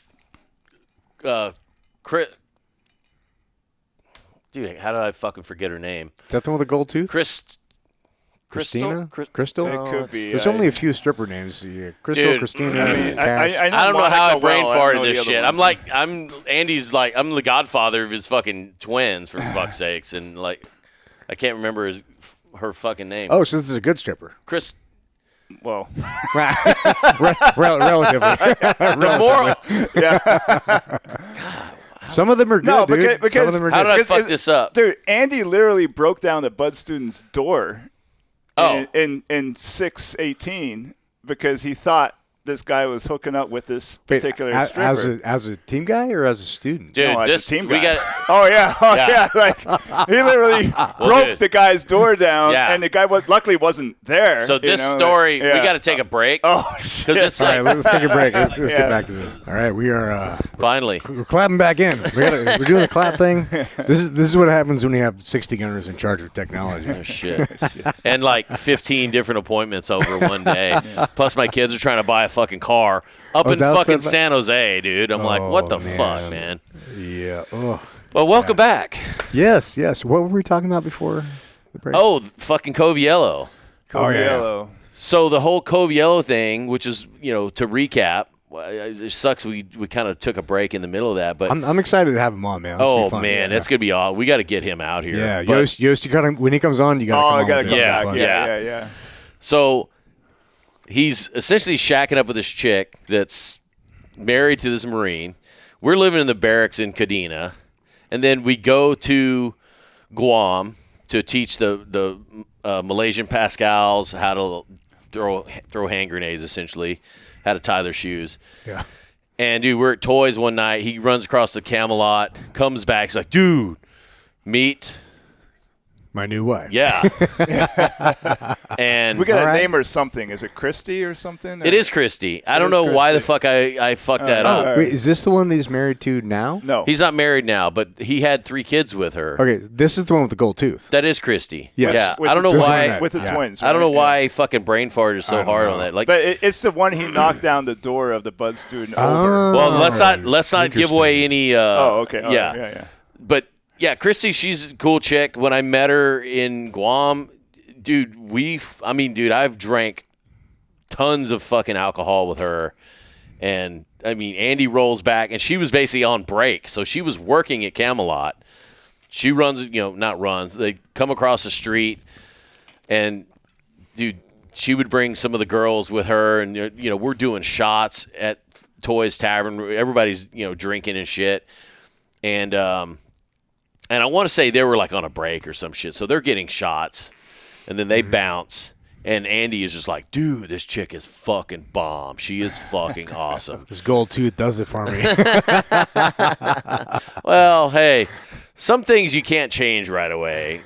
Unbeknownst to the gold tooth, which I think she actually had that removed. Which, Man, dude, I just know how Andy would be like, yeah, she's got to get rid of that gold tooth. And I would fucking laugh. I can't talk shit because my first wife literally got married in a red dress. She was literally wrapped in a red flag, and I still got married to her. So I can't talk shit about it. Did she have gold teeth? No, but she was a stripper wrapped in a red flag at my wedding. So, yeah, I should have known. A good-looking That's girl a big looks red good flag in anything, there. right? Yeah, hey. Dude. Hey, they say cocaine's a hell of a drug, though. So is poontang, sometimes. She was really hot. So let me really let me hot. finish up this story. Sorry, yeah. Andy winds up, and I feel like we probably shouldn't release all this during this fucking thing. We should probably well, wait till let's it's leave here, but- some spice for yeah. his story. Well, but- he can tell you endless amounts of shit, like at post. Hey, we're not going to run out of Andy Coviello no, stories. that's true. I can tell you how many Yeah. times I found him in the park at like 5 a.m. Yeah. Passed out. So to wrap this up, the rest of the time we were in Guam, they were inseparable. They were 2 peas in a pod. We go back to fucking Okinawa. At some point, he stopped going to the Marines' house. I think during Probably that when he came home. Well, I think no, during that deployment at some point, he finally gets his paperwork that says he's divorced. Oh, all right. So I remember we had a divorce party there. Sweet. And then the funniest shit though is we fly back from Oki, and we took commercial flight back. We got relieved. Fly back from Okinawa. We're sitting in San Francisco airport waiting for our flight down to San Diego, and it's like me, Durf, all these random, everybody was in that fucking platoon, and dudes go and call their wives, call their girlfriend. I wasn't married at the time. I was still dating Gabby, and I'm like, hey, be home. Fucking even Tony Friday, I think, was dating some chick at the time. It was like, yeah, just call it. And we were all sitting at the bar, and Andy comes back. He's like, dude, guess what? Just call Christy. She's going to come out to fucking IB and fucking live with me. And I'm like, bro, you just got a fucking divorce. Like, straight out of the frying pan into the fire, bro. Yeah. Like, and dude, sure as shit, man. Like, the next platoon, like, we literally just got back from fucking deployment. We form up in another platoon. Fucking team guys, dude. Oh, It's all dude, the form same up in another story. platoon, and dude, he had already knocked her up. She finds out she's having twins, and then, dude, she has twins, and then, dude, right after that, Irish twins.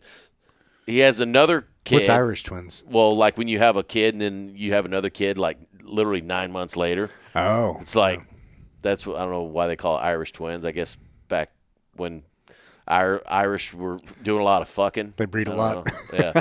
That was a crazy platoon because you had Goggins in that platoon too, right? That was the platoon after that. So that was the platoon platoon when we came back. He formed up in that platoon. I went and got first of 8 knee surgeries. And that was the platoon that went to Guam after that. And that was the platoon. That's when I went into that DPV platoon. Oh, okay. So, yeah. End of the Shit, Coviello man. story, All right. man. All right, but I got to tell you the Jeff Payne Yeah, story. let's get into that. I got Jeff Yeah. Payne. So Jeff Payne's assigned to the unit, and it's my first deployment. Unit 1 in Guam. Unit 1 in Guam. And this is shortly after the Siebenauer Jake the skipjack fish incident. And since I'm one of the fake arrest, I'm one of the new guys. We had actually 6 new guys, so we spread the load. But every 6th day, you're the designated driver. You're that makes coming sense. back. Yep. And it's my turn to drive the van. And you know what happens in vans coming back from a bar? Oh, van fight. Van fight. All the time. All right. Yeah. And Jeff Payne's always out with us.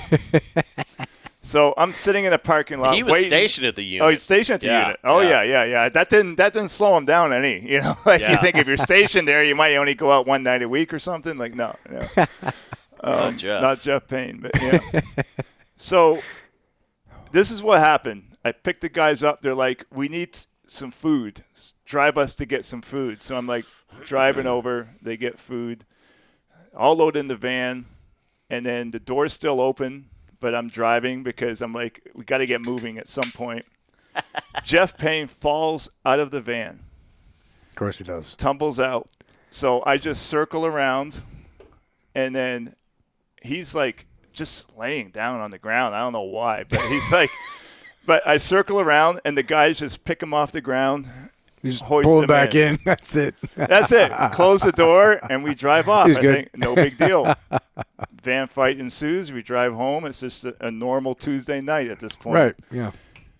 But Tuesday. If you can't fuck, you're gonna fight. Yeah. what happened, Drink, fight, fuck. while he was getting pulled into the van, a bystander had called the cops and say, I just witnessed a kidnapping. No Yes. way. Yes. You can't kidnap a pirate, dude. Oh.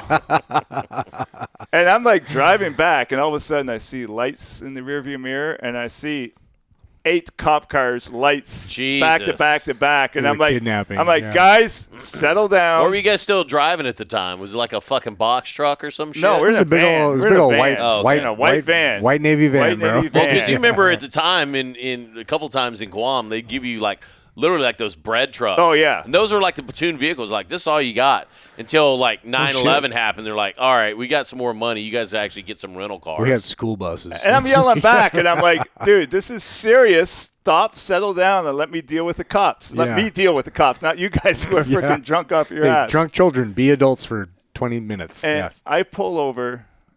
There's 8 cop cars, at least 12 cops. Jesus. All have their guns drawn, pointed right at me because I exit the vehicle because I'm like, I want them to talk to me, not the guys in the back. You don't want all the fucking Yeah. peanut gallery Fucking going up. Guam, dude. And I'm like looking at him as like, guys, it's like, my hands are up. Can you please pull your fingers out of the trigger well? Because they literally had their fingers in the trigger well. Yeah. I'm like, dude, you don't do that. you know? don't Like, want to Guam cops? Yeah, you don't fuck around. Guam And I cops. tried to explain, this is like, like, tell me what happened. And they're like saying, hey, we got a kidnapping thing. It's like, dude, you can open up the Yeah, back. come Yeah. look and see who we come kidnapped. look. Yeah. This is our guy. Yeah. But it took 20 minutes to freaking sort it out. Took him off And the meanwhile, fucking edge. the guys in the back are like just like yelling and saying, Don't worry, fuck you, Chris. pig, and Oh whatever, my all that God, shit, yeah. too. Like, Thanks, I'm Joel. like, Yeah. You're Yeah. Joel Lambert's. Oh my sorts. gosh, and it's like, that I was like thinking like I'm gonna get shot tonight from this stupid freaking cop who like is shaking with a freaking gun in Dude, his for hand real. right now. Yeah, man. Yeah. That's way scarier than some fucking random Haji with an AK. Yeah, Oh, I know, for sure. and actually, like my brother almost got shot that way too. It's like his ex-wife, wife number 2, called the cops and said, "My husband is coming and he's going to kill me." So she invited him back to collect his stuff. So it did backwards a little bit. He's living with me, and it's like he's saying, "My wife won't let me get my stuff." And finally, she calls and says, "You can come and get your stuff." And he's like, "Can you Okay, drive thanks. with me and do it?" And I'm like, "No, she's up to something." You know what I mean? I say, I can It's a sense trap. it, I can feel it. She's up to something. Just like, don't worry about your stuff. It's like, there's nothing of value there. Just sell it. Not worth it. Not worth There. it. Your old hoodies ain't worth But it. he shows up anyway. But it's my championship sweatsuit. Meanwhile, she had called the cops and said, "My husband said he's coming to kill me." The cops are there waiting. He just pulls up, not knowing what's going on. Right. He has He's like, his, "Hey, he has guys, his what's up?" hand in his pocket, playing with his cell phone, and the cops are like. Afterwards, the cop said, "It's like this is the closest I've came to pulling the trigger on anybody was Wow. you, and like because you were playing it with your phone in your damn pocket and you weren't listening. And then Dude. like, Jesus, dude. yeah. That's why I don't fuck around with cops, dude. Like I've been pulled over quite a few times. And every time, like 10 and 2, like, all right, whatever. Like, hey, get your whatever. Hey, it's in the glove box. Is it cool if I reach for it? Yeah. Go get it. Yeah. I know how dangerous guns are, and I don't trust a lot of people with them, especially people that don't have a lot of, like, honestly, cops don't shoot nearly enough. They don't have the budget. Yeah. I think we should pay cops 3 times. They don't have the training. Like, Well, that was this whole George Floyd thing and everything that happened all these years ago. And it's like people are like trying to dissect it. And it's like no, it's not all of that. It's like, it's simple. They're not trained under stress, you know? And it's like, if you don't train under stress, well, you're gonna make mistakes. the guy died from an OD because he was afraid he was going to get caught. So he ingested all this fucking shit. Yeah. And that's why he died. He didn't die from the thing on the neck. I can't breathe. Yeah. Such bullshit. And the fucked up thing, too, they're sitting there screaming, defund the police. They're like, no, motherfucker, fund the police. Fund the police. Right. If you actually gave them some right. better training, because, dude, I got lots of friends that are cops and, you know, sheriffs down here. And, dude, it's like, man, we get to shoot like, you know, I would say I mean, I guess if you wanted to go put in extra effort to train, but what I'm saying is they're not literally being told, hey, you're going to shoot every fucking month and you're going to go through this course of fire. You're going to go see this range master at this spot and you're going to, but here's the problem. It's like they don't have the power to fire. So it's like, I think the answer is put the standard here. If you want to be a cop, meet the standard. If not enough people meet the standard, increase the pay. And guess what? You know what I mean? Eventually you will get the people. Right, yeah. You know? And it's that simple. Well, like, here's the thing. It's not, you don't train them, you find them. It's very simple, like we talked about earlier. If you paid cops as well as you paid lifeguards, a lot of these problems would go away. For real, dude. Yeah. I think cops should be making, if a lifeguard is making $700,000, a fucking cop should be making at least $700,000. Yeah. But then, then you got your very different variances of your levels of copdom, right? For sure. Because but that's the fucked up thing is you got a cop who's working the beat, who's writing parking tickets and shit. But dude, you don't ever know. At any minute, he can have a gunfight on his hands, and he's may or may not be prepared to fucking deal with it. Man, to be honest, like I mean, we've all had similar experiences in the military, but I really truly believe it, from my perspective anyway, at least, being a cop would be probably one of the hardest jobs in the world. Like, everybody hates you. Like, you don't get paid very well. And, like, you're asked to do the impossible on a daily basis with zero recognition. Even when things go well and you're right, if you don't have a good headset, you still get fucked. Oh, like, yeah. It's, man, it's a thankless fucking endeavor, man. Yeah. Like, none of those cats... You know, like I have friends who are cops and I have friends who are firefighters, and they fucking laugh at each other. Like, dude, firefighters, it's like, oh, come get my cat out of the tree. Everybody loves a firefighter. Everybody loves firefighters. Yeah. Oh, yeah. Cops are like, dude, I mean, I even do it, and I was a reserve cop in New Mexico for like 7 years, and we would go serve warrants with the fucking with the U.S. Marshal Service. Oh, I heard about dude, that. Yeah, that was some fucked up shit, man, and. Again, with the cops with their fingers on the trigger wheel, some of the most fucked up shit is I remember we were serving this fucking warrant. We had a shit ton of people, and one of the state police, this female, she's holding a fucking AR, and she's got a fucking ring on her finger, and it's dead quiet, and we just hear fucking clink, clink, clink, clink, clink, clink, clink, clink, clink, clink, clink, clink, clink, clink, clink, clink, clink, clink. It was her fucking ring. No way. Wow. Right, like dinging off of her fucking. She was like this shit. Pointing the gun at you guys? Oh, dude, like, well, because we were moved up on the house, and I'm turning around, I'm like, what the fuck? And, dude, I talked to my buddy Nick, and I'm like, hey, we need to move over here, at least get away from her. Yeah, put some fucking, put a vehicle between us, or hopefully. Wait, you're talking about this is the cop that was doing this? Yeah. I thought you were talking about the perp that was doing this. No. Oh, fuck. No, the perp was like some dude he was on parole. He had shot one of his neighbors the day after Thanksgiving, and dude, he was on parole for some fucked up shit like kiddie porn and like he was a pedophile. We hit this house, Well, the other fucked up thing too is like during the process of all this shit, they're calling the fucking wrong house. So they're calling the people of the house out. They're on the megaphone like, residents of 1304, blah blah blah, and it was the house we're prosecuting is like 1306. So the people at 1304 are coming out. We're like, no, go back inside, go back inside. They're like, no, 1304. I meant this other And then address. finally we're like, would you fucking morons, will you stop calling the wrong fuckers out? So they go back in. Anyways, we wound up going in, clear the whole house. They were the dude was living in this, in the garage, had this like queen bed and stuff. We like turned the place upside down, and dude, he had like 2 makeshift shotgun, like a shotgun that was like a pipe with like put a shotgun pipe, shell, like a single shot. Yeah. And but like crackhead shotgun. Well, like you're saying, he had two makeshift shotguns, and then between the mattress and box spring, like you were saying, where you guys hid Mikey's fucking pistol. Hey, it worked. we found, dude, a bunch of like amputee porn. What? And we were like, oh, this dude is like really disturbed, like really, really disturbed. Wait, you're talking about magazines? No, like like the case of the DVD cases. We're all like, oh, like. So we're showing like the chief of police, and he's just like, oh, like, dude, don't put any fingerprints on that. Like, ugh. You don't know what else is on that thing. Like, yeah, this is like really disturbing shit, And then they didn't catch that guy for weeks, and then finally they found him, dude. He had been just short of being thrown into a wood chipper because like some dudes were looking for him, and really, and finally like the U.S. Marshal were like, well, if we don't get to him, these other people are going to get to him, and so we looked for him solid. We did several warrants like for a week straight, and this is around like Christmas time too. And we're like, dude, this is kind of fucked up, and we never found him. And they're like, yeah, man, like we haven't found him. Like that dude is gone. Like the opposition got him, and literally after the new year, they found out. They're like, hey, we found that dude, and we're like, oh, like yeah, he. Well, I mean, good, dude. Good. I mean, I think the world needs more of that. Vigilante justice? Well, not necessarily, but I think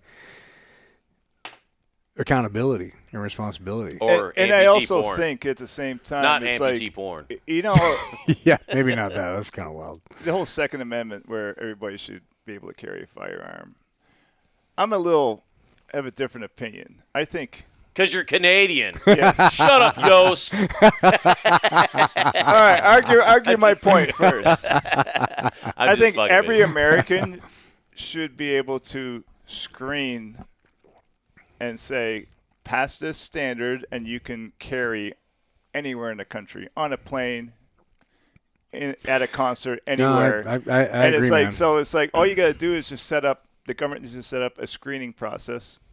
Yeah. Nationwide, where it's like if you pass this very difficult screening process. Yeah, just like, basic competency. Well, it's the same thing. Like when I went to the agency, it was the most difficult shooting package I think the agency has, or pretty much. I've never heard of a more difficult one anywhere. You have 17 shooting tests you have to pass in a 2-day period, and it's like, I'm not saying to that extreme, but put at least 5 tests of shooting and movement. Like the operator standards at Shaw's. Like, oh, yeah. No. Yeah. Good luck to a civilian passing those. No. Yeah.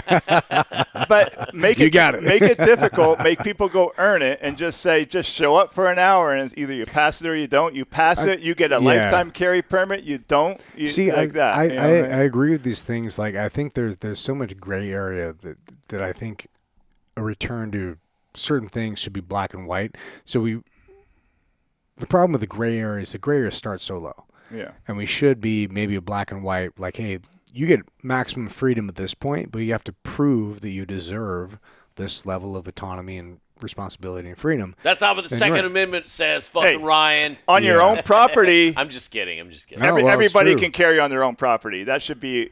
that's basically in the Constitution. Yeah, if you're going to leave your house with a gun strapped to you, you need competence and you need to prove it. That's in the Constitution too, though. That you need to prove it? No. I'm not disagreeing with anything that's been said here, and I think there definitely should be some level of competency, because there is going with the whole Second Amendment thing. Like, you got the people in the fucking hardcore Second Amendment going, well, fuck you. It says shout out, be I'm going to give my 9-year-old a Yeah. No, I'm not saying that. Maybe not. But no. I don't let my kids shoot until they're 18. I mean, like, it's like, am I weird? I don't know. Like, if I were on a farm, you know. My boys started shooting when they were like 5. Well, but I think as long as you understand the importance and the lethality of it, like, guns are made for one purpose: to kill people. They're not for fun. You know what I mean? Like, their main purpose is kill people. You have fun with them. But their main purpose is to kill people. Do you want every citizen to have a gun on their person everywhere they go? It's like, I don't. You know well, what I mean? Like, I mean, I would feel very uncomfortable. I think that everybody should be able to pass the screening process, and then. Well, I also don't think everybody should be able to fucking drive in the fast lane. You know what I mean? That's a good point. A test for driving the fast lane. Like, if you pass a basic IQ test, right? You're not a whole other can of worms, man. I feel like we could talk about that for fucking If you're not hours. completely retarded, you can drive in the fast lane. Maybe that same test could be used to, like, hey, you can own whatever firearm you want. What do you mean AT4, here you go. What do you mean by retarded? Because I got DV plates. That's not retarded. No, but what I was saying before is you got the hard fucking Second Amendment liners that are saying, well, it says shall not be infringed. Yeah, but then there are obviously laws that caveat that, because, I mean, dude, you got felons that can't own. You have certain states where and some of those are unfair. I mean, well, but people don't understand. Like I don't carry every day. Because to me, I don't want the responsibility of carrying. Right. Like I've carried so much in my life where it's like you need a different mindset when you carry. Every time you're overseas, you're carrying. And it limits your options too. Like when I go out drinking, I don't carry because I want to be able to fight. Right. And if I'm carrying, I can't fight. Like, great, I can defend myself from a lethal situation, but, like, what's the odds I'm gonna face that and once in a lifetime on Garnett Avenue? You know what I mean? Like, very unlikely. But I'm more likely to get in a fight, so that's why I just don't. I feel more pressed to carry when I'm out with my fucking family. Yeah. Versus any other time. Like, for me, I'm like, hey, man, if, like you're saying, if I'm at a bar and some fucking active shooter comes through and fucking cleans us out, well, hey, man. Sorry. I probably should have been carrying, but hey. It's your time. Yeah. But then, you know, and that's one of those things, hyper-vigilant times where I used to hate going to, like, the Del Mar Fair and, like, all these fucked up places where there's, like, thousands of people, and I'm there with my family, and it's just like. Yeah. Not to say I'm paranoid, but just because you're not paranoid doesn't mean that there's not someone out to get you. That's why we don't go to places like that, right? Exactly. Yeah. Oh, sorry. Can you not hear me? No, I already adjusted the volume, so the volume is bass. Well, I'm new to this, so I'm a 60 gunner trying to figure out some tech capabilities of this. So sorry for fucking up your audio here as your it's perfect. Hosts. But you know that what we were talking about before, the whole Second Amendment, which, dude, we could have a round table. We have Mihalski in and talk about some crazy shit. But I mean, well, he's going to be here in December. Oh, there we go. Yeah, him and Kevin from Savtac. Like, we're going to – well, so every year, actually. So this last year, I figured out the date that works. Yeah.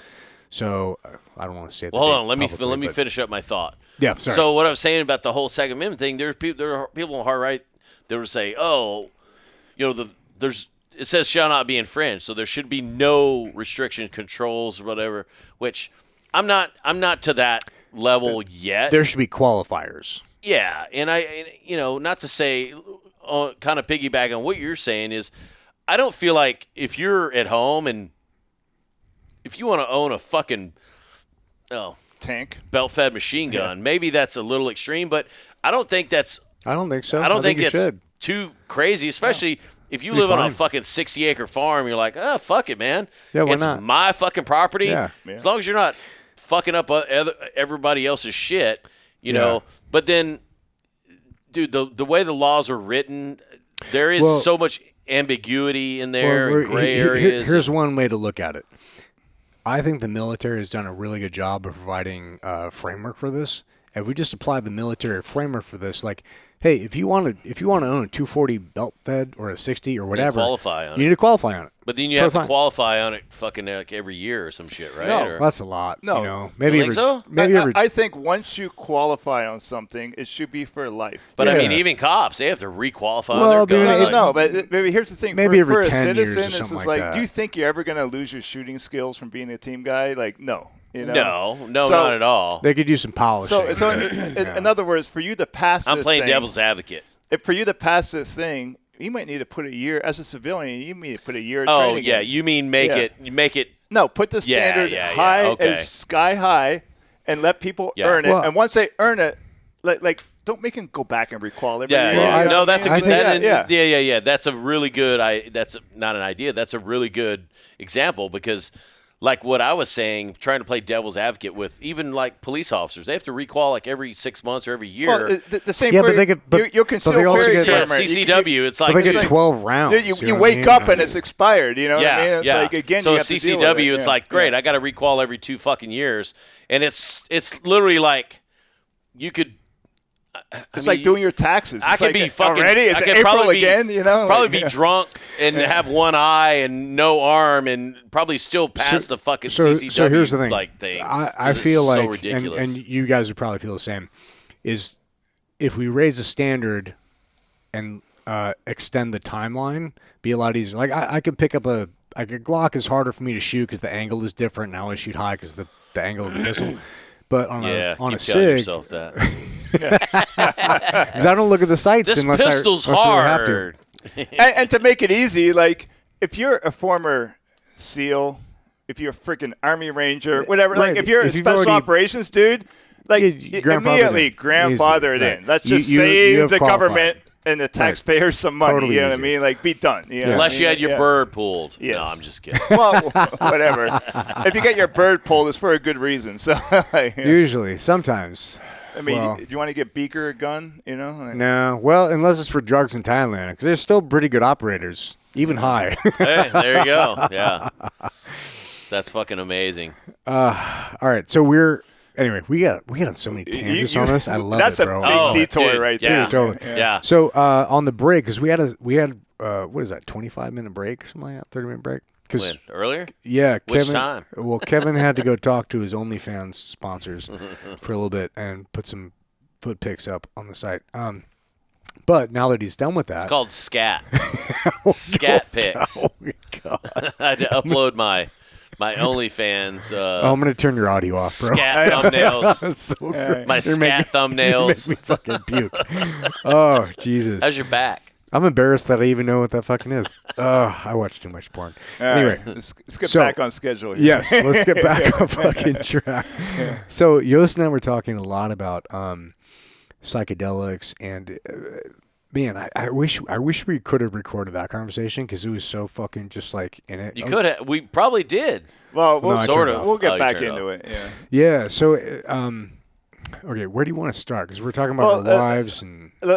Let me finish my journey a little Sorry, bit. yes, And then let's do we'll that. roll. Like to me, I got out in 08 with you. So my basic story is You guys got out together? yeah, Totally. We're together, holding hands. hand in hand. Yeah. And I actually thought at the time, it's like I had two young kids at the time. You know, they're 1 and 2 years old. I'm like, this is a good time to get out. And I took a job eventually at the center of SEAL and SWIC working on the chiefs. You know, I was a chief when I got out. So I'm working on a chief advancement system. And I thought, this is kind of cool. And I'm like, Was it GS or contractor? GS. Oh, nice. No. Sorry. Contractor, Oh, okay. not GS. Yeah, not yeah. GS. There's some cool jobs available. I did apply for a GS while I was there, but Mike Mayer beat me out. But that's a whole nother story. Yeah. Damn it. That fucking guy. He had the only GS instructor billet there. I love Mike. Mike's a fucking good fucking guy. And they man. would have given it to me, but Mike Mayer came in and interviewed right after me. He was my instructor when I was in. He was my instructor. Oh, he's your instructor Fucking too? nightmare, dude. Nightmare. And, Yeah. and when I came out, and actually the XO went to me and it's like, Sorry, Dude, bro. You're sorry, fucked. we haven't given it to Mike Mayer, but you get the first freaking contractor. First right to refusal. We're hiring 10 contractors. You got the first one, all right? But at the time, it's that's like, another motherfucker we need to have on the show. I was Mayer. literally, he'd be good. Dude. Be good. I was working at the Center of Seal and Swick, working on the being a database analyst. Sitting behind analyst. Oh. Different. Not an analyst. Sorry. I'm staring at 3 computer screens, crunching data, and part of my job was reading evals. So, and obviously in 08, 09, the evals coming through are guys just coming right from the war zone, and I'm like, I'm reading, and I'm like, I'm sitting behind a freaking computer. I made it 9 months, and then someone from the agency, Smitty, from Team 5. Justin? Oh. No, Corpsman. Blonde. JD Smith. JD. Yeah. Oh. He contacted He's in prison me. now. Oh, that's a whole other. Let's not detour right now. That's the next episode. Because he was good for the program. He was my LPO in my second platoon. He was good for the program. Funny, everything's connected. He called me and was like, the CIA is recruiting people, and we're really short on freaking corpsmen. And I'm like, do you want to go try out? And I'm like, no. I first said, dude, I'm good. I'm set. Like, I'm making $90K a year. I'm off at 2 p.m. Contractor. I'm off at 2 p.m. I'm taking 2-hour CrossFit breaks in the middle of the day. Like, I'm like on the ocean. That's a good life, dude. And then I realized, dude, I've been miserable, dude. I'm like sitting behind a computer screen, and then like, so I had accrued like a month of leave already by that time. And then I called him back, and I'm like, Does she? Sign me up. Go ahead. Yeah, go ahead. Sign me up. Let's go. And he's like, well, you got to screen, and then this 50% pass rate. I'm like, oh, I'll just take leave, and I'll see what happens, So I did that, and I made it through the 6-week screening. Damn, 6 weeks? Yeah. You go somewhere for 6 weeks? Yeah. God damn, dude. Yeah. And then but that's for the agency. For the agency. Oh, yeah. okay. Yeah. You're not, because I didn't quit. I didn't quit yet. I'm like, is that the farm or is that no. Okay. It's like this is just for GRS. Okay. And part of that is that shooting package I was talking about. Like, I hadn't shot in a while. You know what I mean? So I'm like, I'm like literally like training every day off. You know what I mean? Trying to like get my skills back up, but. It was very hard. We lost a lot of guys, like a lot of experienced guys. There's a handful of team guys. Like even Seth Farwell didn't make it through. You know what I mean? Like guys who are studs. You know what I mean? It's like and so it was like, but I freaking loved it. I loved it. I did 14 deployments for the agency after that. Fuck, dude. How often do you deploy? You do 3 times a year, 2 to 3 months. Yeah. Jesus. Wow. So pretty good shit, man. I started in Iraq, and then I did 3 in Afghanistan, and then 3 in Libya, and no shit. Yeah, dude. And Give us a good Libya story. I mean, not much. Yemen. Actually, I did. Sorry, I'm mixing up. 3 in Yemen, and one in Libya. The Yemen was the hairiest situations I was in over there. Dude, tell us about that. Like, yeah. Well, it's like whatever you can divulge. Yeah, whatever you can. We're not here to tell war the stories. NDA. Like I'll tell you 2. Like one good incident is like we got to prevent a bombing that happened. They were going to plant the first bomb that didn't have any electronics. It was chemically activated, and they're going to put it on a flight from the UK to the US. And wait, chemically activated? Chemically activated. From altitude or no. It's like you just mix 2 chemicals together. Okay. Time delay. Yeah. So wow. There's no wires. There's nothing for. It's probably pretty hard to defuse something like that. Well, here's how we planned the op. It's like, so we sent somebody in there as a volunteer, and we had to work with MI6, who had an asset that was willing to volunteer himself to do this. Tom Cruise. I mean, the guy volunteered to let himself be cut open.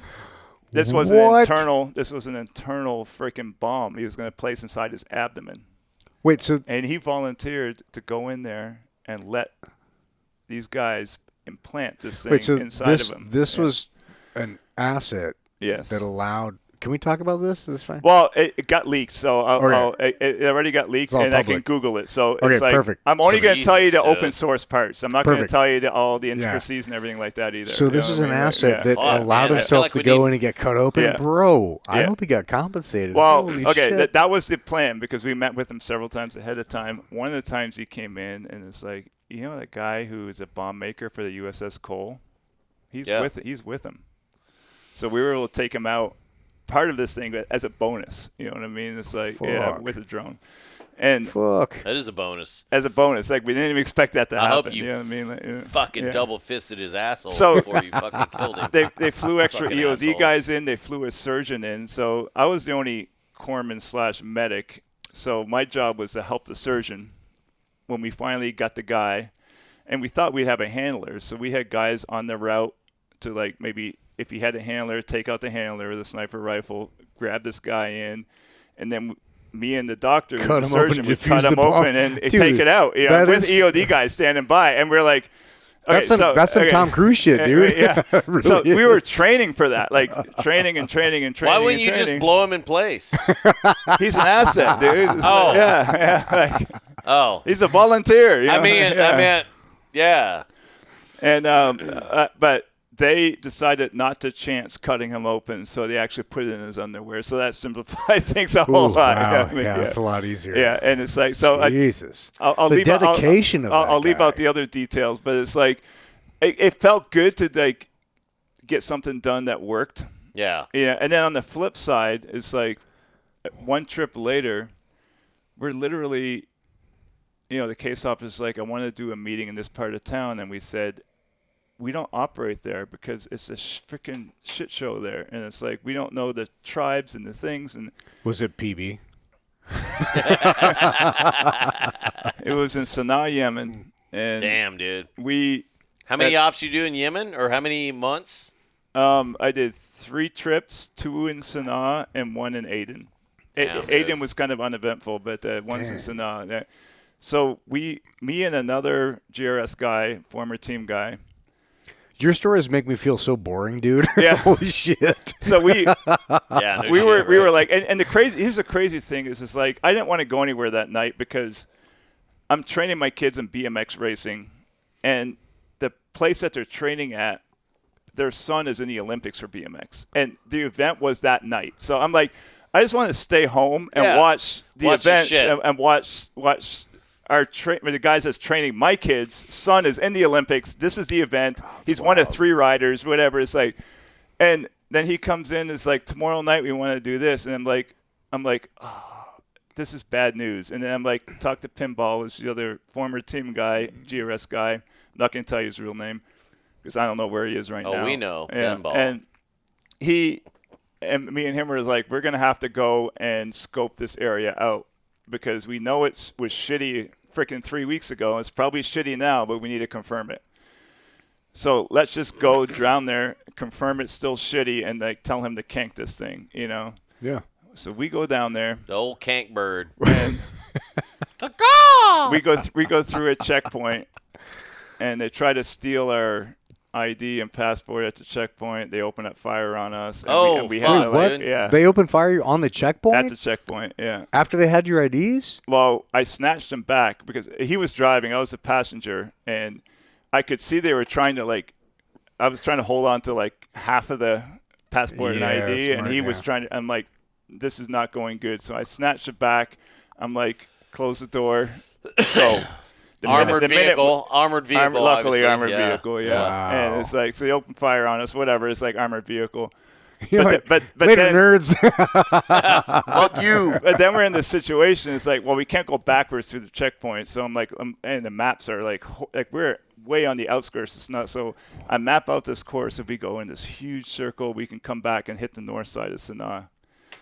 And then we get to the next checkpoint, and there's a guy there that has our license plate number already. Of course. There's somebody called ahead, and I'm like, gun it, so we gun it through that one. No And- shit. Blast and- through that bitch. And he didn't fire on us, and it's It's like, and so hey, meanwhile, maybe they're late for dinner. we're so far away from the city. We lost radio comms and we lost cell phone comms, so we No got shit. nothing. But Fuck, bro. they had known we got shot at. Okay.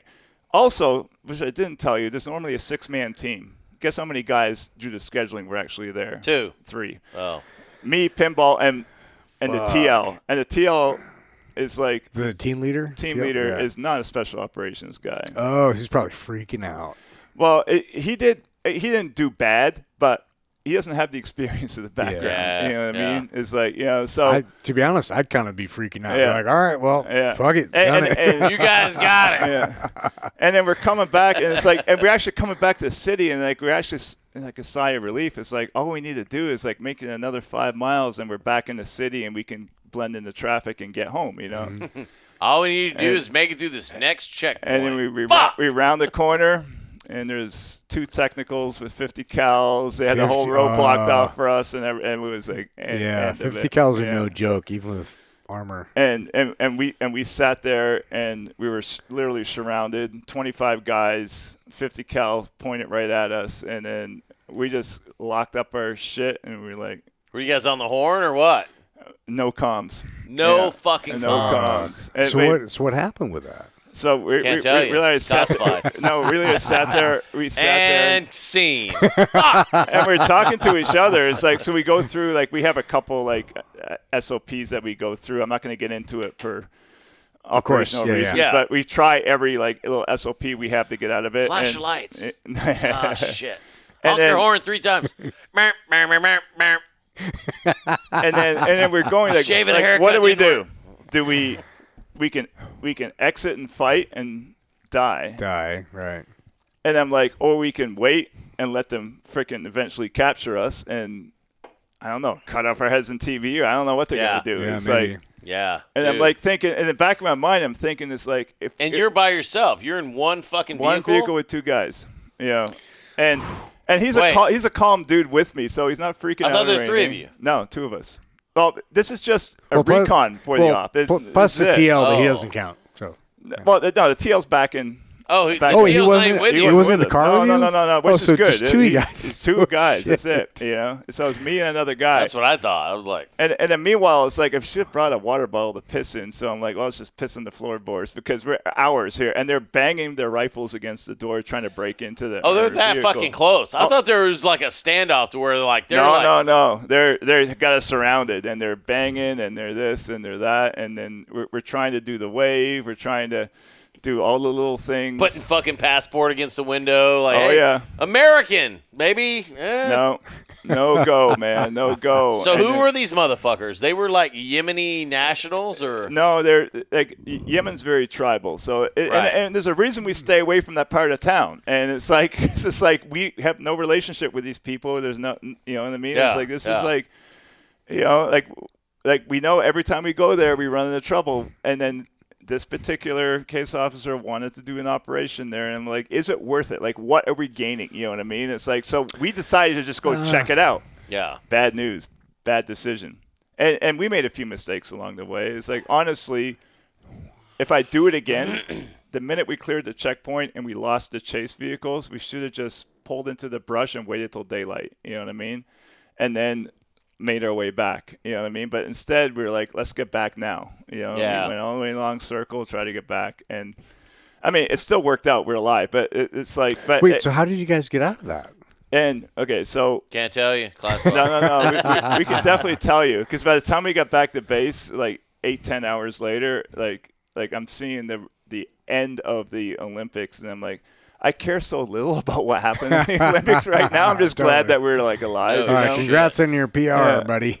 But we're sitting and we're literally talking to each other, and it's like, well, the worst thing they can do is damage us. They're not going to really hurt our families or anything. So I'm like, okay, that's not so bad. And then we're like, if we give ourselves up, people are going to like question what we did. You know what I mean? It's like, or if we crack the door and fire, nobody's going to like give us any shit, and we'll die. But we're like, nobody's going to care because we went out fighting, you know? And it's like, and we're literally talking about this, and Right. it's like, It's you and another dude. and Were it's like- you it's like- driving or was he driving? No, he was driving. Oh, man. But I was on the radio. I was the comms guy.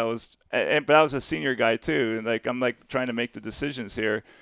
And I'm like, we tough got to be in decision, agreement man. because it's like it's just me and you. It's like nobody else is involved. Yeah. It's like we're not. There's no mission. There's no nothing. We just got to get out of this You're alive. right. That's like Yeah. we're going to decide what we're going to do. Yeah. Like we have to be in agreement. I'm not going to do anything unless you're fully in agreement. And then it's like so we went over every option, and we finally got to the point where it's like if we crack the doors and fire, we're dead. Yeah. But we'll go out fighting in a blaze of glory. Yeah. Yeah. And nobody's going to question that. You know what I mean? If we give ourselves up, then it's a crapshoot. You're like, what happens? You know what I mean? Can they negotiate our release? Can we do that? I don't know. Sometimes dishonor is worse than death. Yeah. And we don't train for this shit. Like, Yeah. I mean, like nobody tells you what to do in that situation. So, yeah, 100%. And then we're like, so we got to the point. It's like, you know what? Like, I will take the freaking shit for making the wrong decision, but let's just give ourselves up and try to negotiate our way out of this. Because we got no comms. You know, nobody knows where we are. You know, so we literally put our pistols on the front. We're disarming and before we exit, so we can exit without. And then literally traffic was building up behind us. You know, because the road was blocked and it was almost becoming daylight at that point. And they were like pushing us off the side of the road, and they're like they created a path for us to drive off the road, and it was 15, 20 feet off the road. And the minute we got there, immediately I heard a click on the radio and we hit the repeater. So I'm like, now I got comms. You know? No shit. And then so I'm like, all right, hey, close everything back up. Yeah. Thanks for fucking joining us, you cockbags. But I'm like, it's not Let's get our shit pushed in right now, you fucking ass bags. It's not Wake like the fuck it's up. not like we got QRF. We got one guy. You know what I mean? It's like so. But he's in the talk eating Doritos. Oh fuck. but we're at least like, all right, let's not do anything drastic yet. Now we get comms. So let's start talking. And then we started communicating back. And then they're like, all right. So the guy, to his credit, the TL is like, I'm going to pick up some gate guards at the embassy because that's all we got, and we'll come after you. Jesus. And try to negotiate. You're 5 miles away.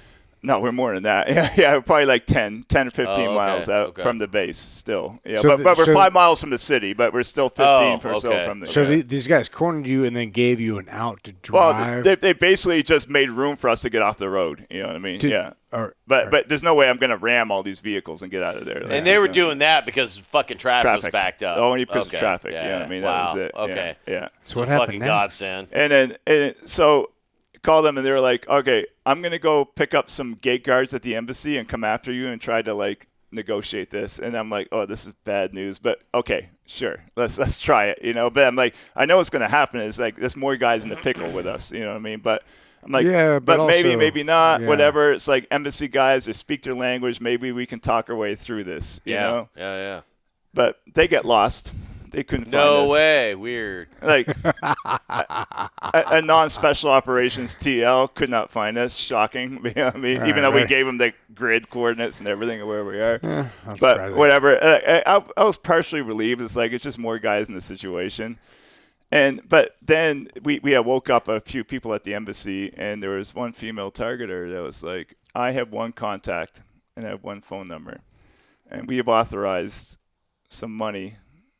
So all you have to do is get these people to call this number, and we will buy your way out of this. And fuck! So we're like, so we wrote down the name of the commander and you like throw it on the window, throw it on the window, and they literally looked at it and just ignored it. Was it Jenny?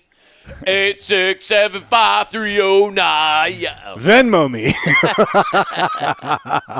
And we kept pointing at this thing, and they just ignored, and then like finally, like 10 minutes later, like. I could see one of the guys. Probably like a smart thing, like. And they finally like dialed the number because I can see them looking and dialing the number, and then nothing, and then we keep pointing at it again, and like dial it again, and he dialed it again, and then. Dude, how many fucking hours went by? Oh, we're there for 7-8 hours, yeah, like that. Holy we're shit, pissing on the floorboards of the vehicle. We're like, dude. yeah. I mean, the sun's almost coming up at this point. Dude. Yeah. Dang. Holy fuck, bro. And then. That's a great movie script, by the way. Yeah, and then I'm like, and it was all for nothing. It was like not like there's like, what are we doing? Like, we shouldn't have even gone out and done this. You know, it was a stupid freaking thing to do from the very beginning. And then, so finally, and somebody picked up because I can see the guy yelling in the phone, and he's yelling and arguing, and he's mad. And he's mad, and he's mad, and he's mad, he's mad. And then eventually he looks at us, and then he waves to the other guys and says, He's like, oh, 50K. Really good to go. All right, let him go. Let him go. And we're like, Fuck. No way. He was arguing over his cut. yeah. Which, you know. And I went back and it's like, how much did you pay for us? And they wouldn't tell me. I'm like, all right, whatever. I don't care. It's like they wouldn't tell me how much. But they that's paid. some fucked up shit because putting myself in that position, if I was holding a car, I mean, luckily you still had a vehicle to drive away in. Because, dude, I would have been tacking the fucking tires and fucking. You know. Oh, we had to take that vehicle out of service because they had the license, they had the description, license plate, and everything, and that was shot up anyway. So I'm like, we had to take it completely out of service after that. But dude, I'm just like, Jesus Christ, dude. Yeah. Well, dude, I think that's a good spot to end the fucking show on because god damn it, man, I don't know what else we could fucking do with that. We haven't talked about psychedelics hold yet. on. Let's. Oh, fuck, dude. Do you have time? Do you have 20 minutes, 30 minutes? You got to go? Yeah. Fuck, man. Where do you got to go? Long story. Oh, right, fuck you. You and I can finish this. Yes, right? we can do this. Yeah? Yeah, Yoast. No, we were having a conversation where you were polishing your taint. So we can. You want to take a bathroom break? Yeah, we'll take a break, and Yoast and I'll come back. And where are you going, by the way? Long story longer. But yeah, let's take a break. All right, perfect. All right, we're recording. We're back. I clap in or something. I don't know. There you go. I'm not a tech guy. I don't know how this works. So I think we're recording in. We've got the cameras. So Kevin had to leave. He had to go do some. This one's recording. Is that one recording? I think so. Okay. And we got this one. Yeah. All right. So I think we're set. It's not my forte. But yeah, we were, man, there's so many things. I wish we should start recording on the break. Maybe then that's what we're going to do on the Patreon is just record like the entire thing because there's so much stuff that gets lost in the middle ground for the break where we're talking about things that we're like, fuck, we should really talk about this on the show. Somebody could edit the breaks together into a cool dude, yeah. So let's, honestly, dude, it'd be fun to get into psychedelic stuff. Yeah, let's do that. All right. Do cool. you want me to? You want to start with telling me what your experience has been, and then? Yeah, sure. My experience with psychedelics has been fairly limited. I did a lot of stuff when I was a kid, and then didn't do anything when I was in the Navy. And then after I got out, I really didn't do much. I just really enjoy drinking. Like that's my main thing. I enjoy drinking. I've tried pretty much almost everything at one point, but it wasn't until probably 4 or 5 years ago that a friend of mine introduced me to mushrooms, and I was like, okay, this is interesting, and I realized that it really helped me be more empathetic, and I realized that was what I was missing in my journey in entrepreneurship. I was never a good leader. I wasn't any of a leader in a team. I was like an E560 gunner. It's like there's no responsibility in leadership as an E560 gunner. So, I had no leadership experience aside from like, being an instructor, but that's totally different. And I found myself lacking in figuring out that part of the equation. And mushrooms really helped me understand, see things from other people's perspective, which has never been my strong suit, and it helped me be more empathetic. And it really helped me. Not that I'm a good leader now, but I'm way less shitty than I used to be, which is a positive. No, that's really cool. I didn't take any psychedelics when I was younger. I was, being a paramedic and everything. I literally didn't even take a Motrin until I went to Buds. Oh, shit. I had to. And I heard a podcast about microdosing back in like 2017. And then I think at the time my marriage was going through some struggles. And one of the things she was blaming it on was alcohol. And I'm like, all right, well, if you think that's the problem, I'll just stop drinking. And at the time in the podcast, it's like if you take a microdose every third day, which is like maybe like a quarter of a gram or something, then it'll help you set your intention and make it effortless. And I'm like, I'll give it a shot, So the hardest part was just finding a source. But once I did, I started taking like just a 1/4 gram, which is, you barely notice it. And every third day. And I realized it's like, I have no desire to have any alcohol. And I went a year straight without drinking, and including going through several funerals, Scotty's being like, that was a week-long one. Those are hard to get through without alcohol. Yeah. Yeah. And I'm like, this is the big test for me right there. You know what I mean? Because like, I thought I'd be the only one not drinking, but Gut wasn't drinking either at the time. So I'm like, that makes it easier too. Yeah, and absolutely. A couple other guys weren't drinking either, but it was literally effortless to the point where my ex-wife was like, well, it's been a year and it's Valentine's Day. Like, it'd be nice if you had a drink with me. And I'm like, okay. But I literally remember the next 4 or 5 times I attempted to drink alcohol after that, it made me physically sick. No shit. Yeah. Because I think I just programmed my brain not to do it. So that's good. It took 3 to 5 times before it actually felt like normal to have even a small drink. And I think that's just the power of the microdosing.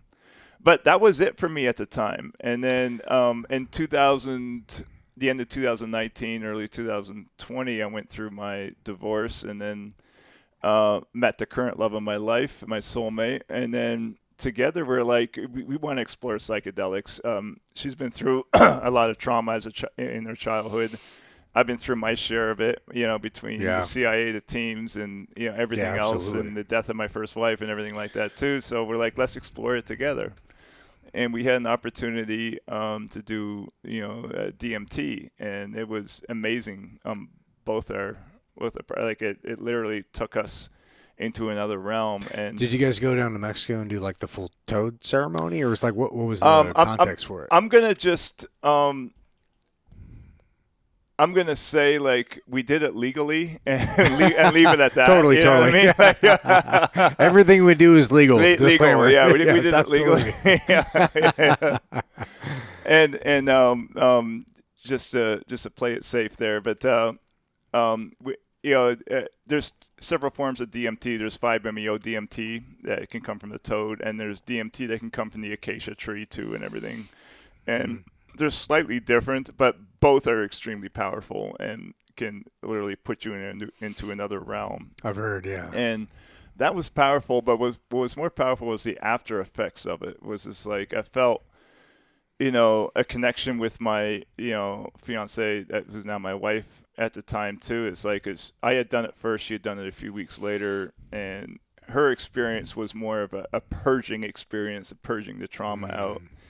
And I think since I had done the microdosing before, for me, it wasn't as much that. It was more just the control thing. I felt like when I was in the DMT space, something was trying to choke or kill me, and I had to just almost give in to it and be like, yeah. And once I relaxed, then I went into like this realm of nothing but love around me, So I have very limited experience with DMT, but isn't DMT like a very short acting? Very, very short. Yeah. It's like, it's 5 to 15, 20 minutes, depending on how much you're able to inhale at the time. And, and they do some long-term studies where it's IV, but that's very hard. You have to be in a study to acquire they do an IV, so it's like a constant thing. Yeah. Wow. Yeah. So you can be in it for hours. So I tried, and this is just my own experience, but I tried doing DMT, with Nick, our co-host, who was not here today. We went camping, and if any FBI is listening, it was outside of the... it was in Mexico, right? It was definitely Mexico. Yeah. It was, way outside of your purview. Anyway, so we were camping, and we're hanging out, and he had this DMT pen, and he's an experienced guy, so I trust him. I was like, all right, cool. And he was telling me about it, and I've always been excited to try it. And so I tried it, and I felt absolutely nothing. And I tried it a bunch of times, and I felt nothing. And then I realized that maybe my receptors are different or whatever, because also I don't feel anything like Coke either. So I've tried Coke less than 5 times my entire life, and every time I'm like, maybe I'm just not missing. Maybe I'm just not getting good shit. And the last time I tried it was with a friend of mine who's like a connoisseur of dope. Yeah, this is the real shit straight from Colombia, right? Dude, Yeah, he was yeah. he was so excited. Like, this is the shit straight from Colombia. I'm like, okay, this is a great test for me to be like, hey, is it just me or like, am I getting bunk shit? And so I did it with him, and I didn't honestly feel, I felt nothing with the coke, and I felt nothing with the DMT. And now it made sense where I'm like, okay, I'm just maybe missing a receptor or something where I just don't. But also, I really enjoy. I think mushrooms have done a lot for me. They've really helped me be more empathetic and Yeah. I've learned a What's lot from the mushrooms. biggest dose you've done of mushrooms? Well, the biggest that I've measured was 5, and that was okay. It was very manageable. But I realized by doing 5 that what I'd done before was way more than 5. Okay. Because the biggest that I did was when I was hanging out with Nick and our buddy Johnny, who we also got to have on. He's an amazing dude. And we all brought our girls. We got an Airbnb in Palm Springs, or no, what's the Joshua Tree? Yeah. Out there. Yeah, the normal stuff. You go to Joshua Tree, you get mushrooms, you get all the stuff. Oh, and yeah. you just hang out and stare at the stars. And it was exactly that. It was amazing, beautiful place. And I was being typical me, being fucking whatever, blah, blah, blah. I'm bored. So I was sick of the shit. I'm like, fuck this shit. So I grabbed it like a handful of mushrooms. And the stuff that I brought, So I mean, it was a handful. And I munched the whole thing. And, man, it changed my perspective. It was not pleasant. It was not a fun experience, but it was very useful. It really peeled back the layers on reality, and it exposed a lot of things that I already thought, but I hadn't solidified yet. But man, it was very useful. It was very useful, and I think if you're an exploratory human, that these psychedelics are an amazing tool that you can use to kind of further your own explorations into whatever journey you're on. But man, it was really useful to me. It was a little bit difficult to navigate because I'd never done that much at the time. I've done 5 and a little bit more since then, and what I don't know what I did then, but it was a lot more than 5. It was definitely a fucking hero dose. Yeah. And man, it was cool. It was really cool. I mean, I don't want to do that all the time. No, and that's the thing too. It's just like, this is not a substance where you keep upping the dose or you keep wanting to do it. Like, no, we have to schedule it. Because, it's kind of painful, dude. Well, it's work. Yeah. It's work. Yeah, it's exactly. Work.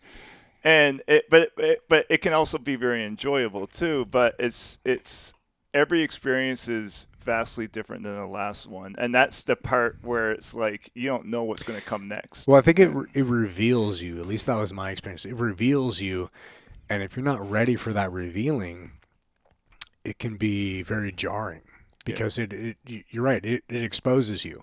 It exposes you to yourself, and if you're not ready for that, if you're not ready to face yourself, then there's no room for untruths in that space. Let me tell you a little bit about over 4 years. At a certain point, we've done it at least every month, but closer to twice a month. So, say an average of 20 times a year over the last 3 or 4 years. Oh, yeah. So we're approaching 100 times, and I only do it together with my wife. That's it. You know what I mean? I don't do it with anyone else, or anything like that. It's just me and her in an isolated That's awesome. setting. Yeah. And in the beginning, it was. We're talking about like 5 grams. Right? We vary it between 3.5, and we've gone as high as 10. So we go. Yeah. Okay. Yeah. That's, and depending on what we're like how crazy do we want to get? What are you looking for? Yeah. And in the beginning, it was, like the Happy Gilmore movie is like when he goes to his happy place and he's dancing horse and everything. In the beginning, it was very much like that kind of vibe where it's like, oh, like I like being in this place where the mushrooms take us. And And I think it was like in the beginning, and it could be for the first year or so. So the first 20 times or so, it was almost predictable in the way where it would take us to this place. It would reveal some truths, but not super profound. Yeah. And then over time, I think by the 40th time doing it or so, something kind of shifted, and it started taking us a little bit more higher, deeper, out of our body more. Interesting. You know?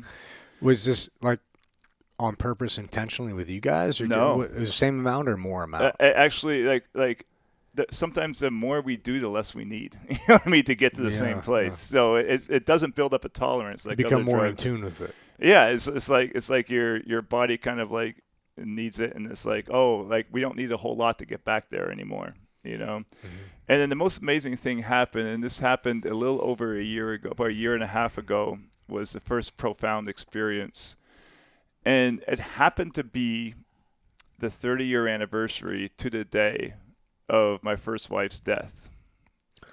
And we didn't plan it this way. It just happened to fall on that day where we scheduled a mushroom trip. Wow. Okay. And we're an hour or an hour and a half or so into the mushroom trip, and my wife's telling me, it's like she starts explaining me everything that happened the night before she died.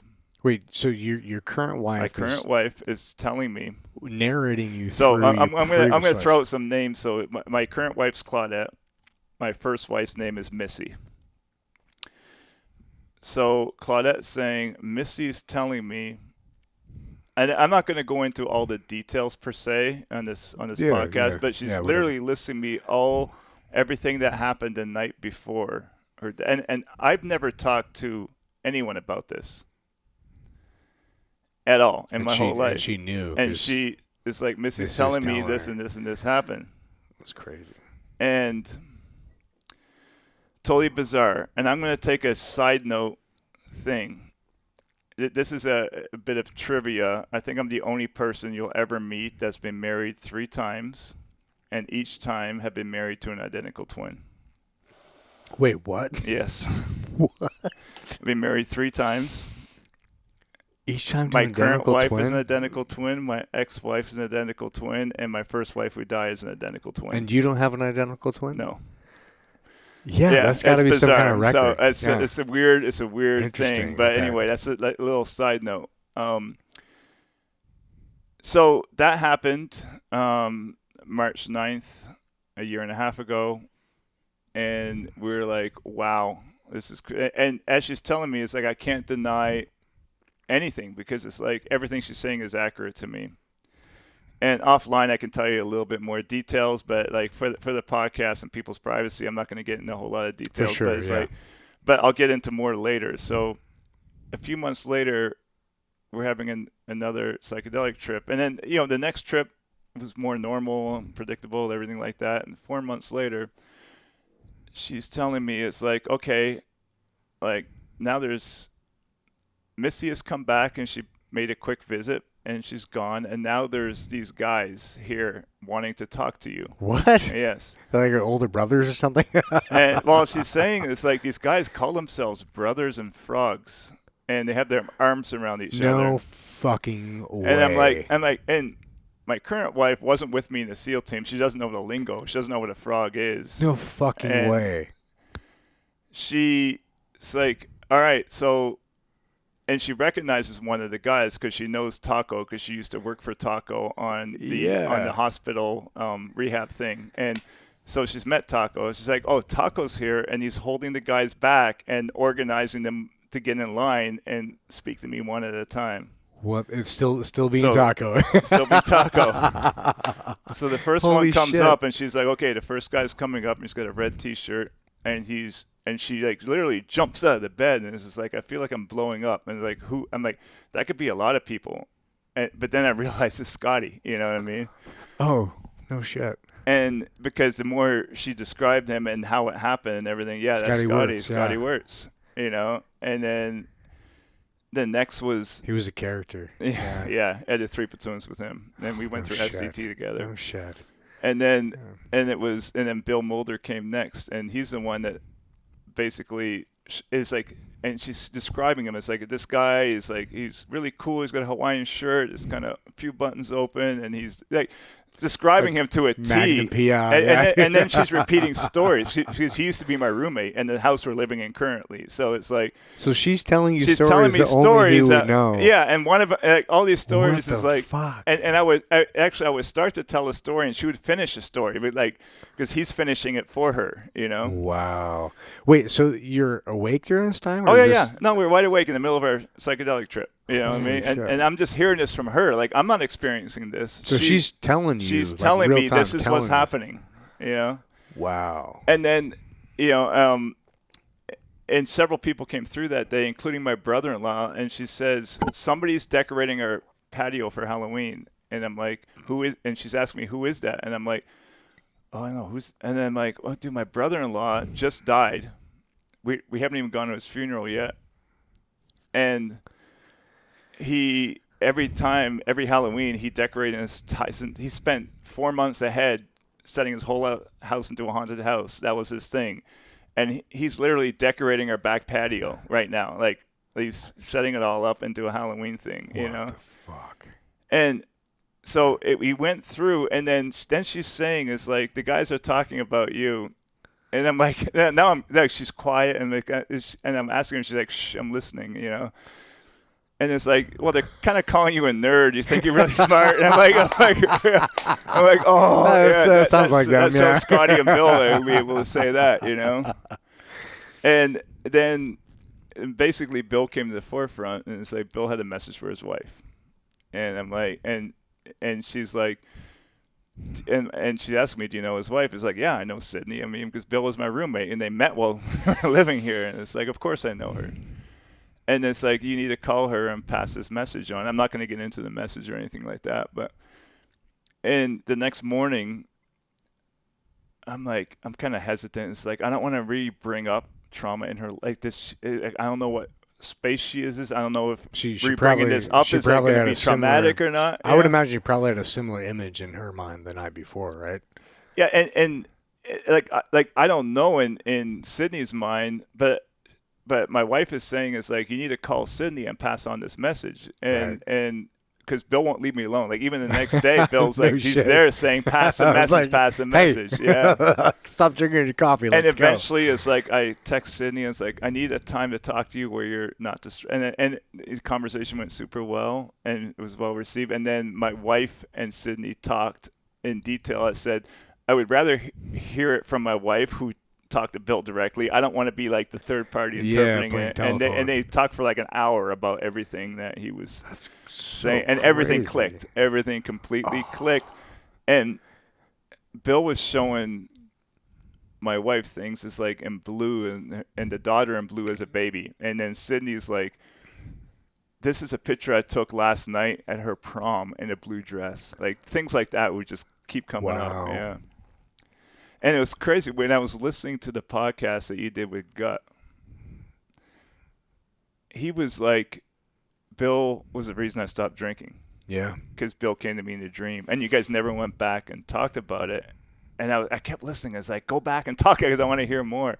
But I'm going to call him tonight and figure out like how exactly that happened, because that next day I had a feeling, it's like, I need to tell Gut about this. I don't know why Gut. Like, I've got 16 other guys in the platoon I could call, but I was like, I had a feeling I need to tell Gut about this. And I never did. I just never got around to it, you know? Yeah. And then this morning I'm listening to the podcast you guys His did. perspective on it. Yeah. And I'm like, I do need to tell Gut about this. Man. Yeah. That's And my incredible. wife and Sydney are still in touch, you know what I mean?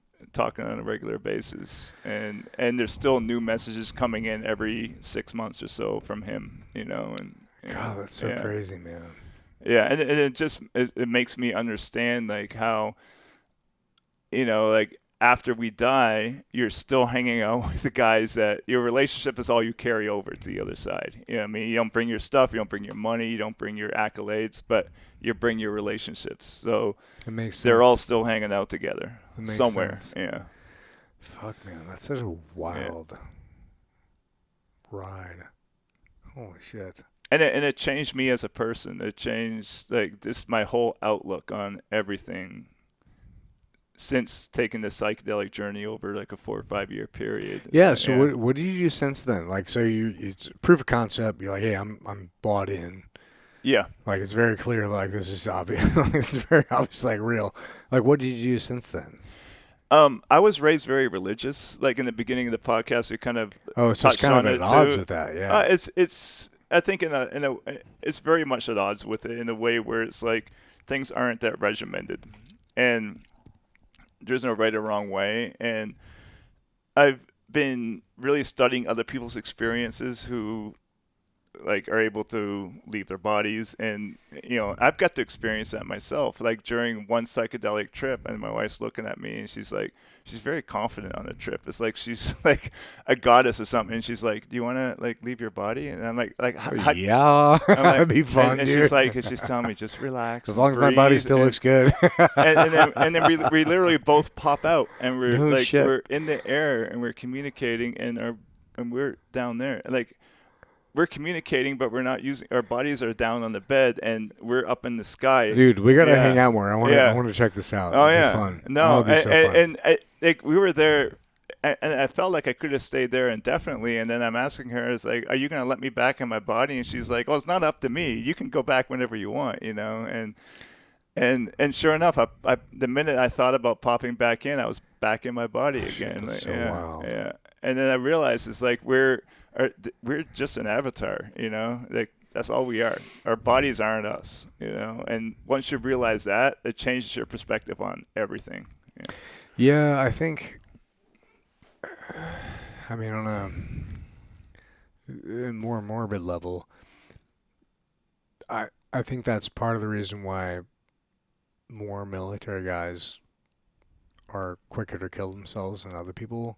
Yeah. Is because we're closer to death. Yeah. Because you've seen it more often, and you don't fear it.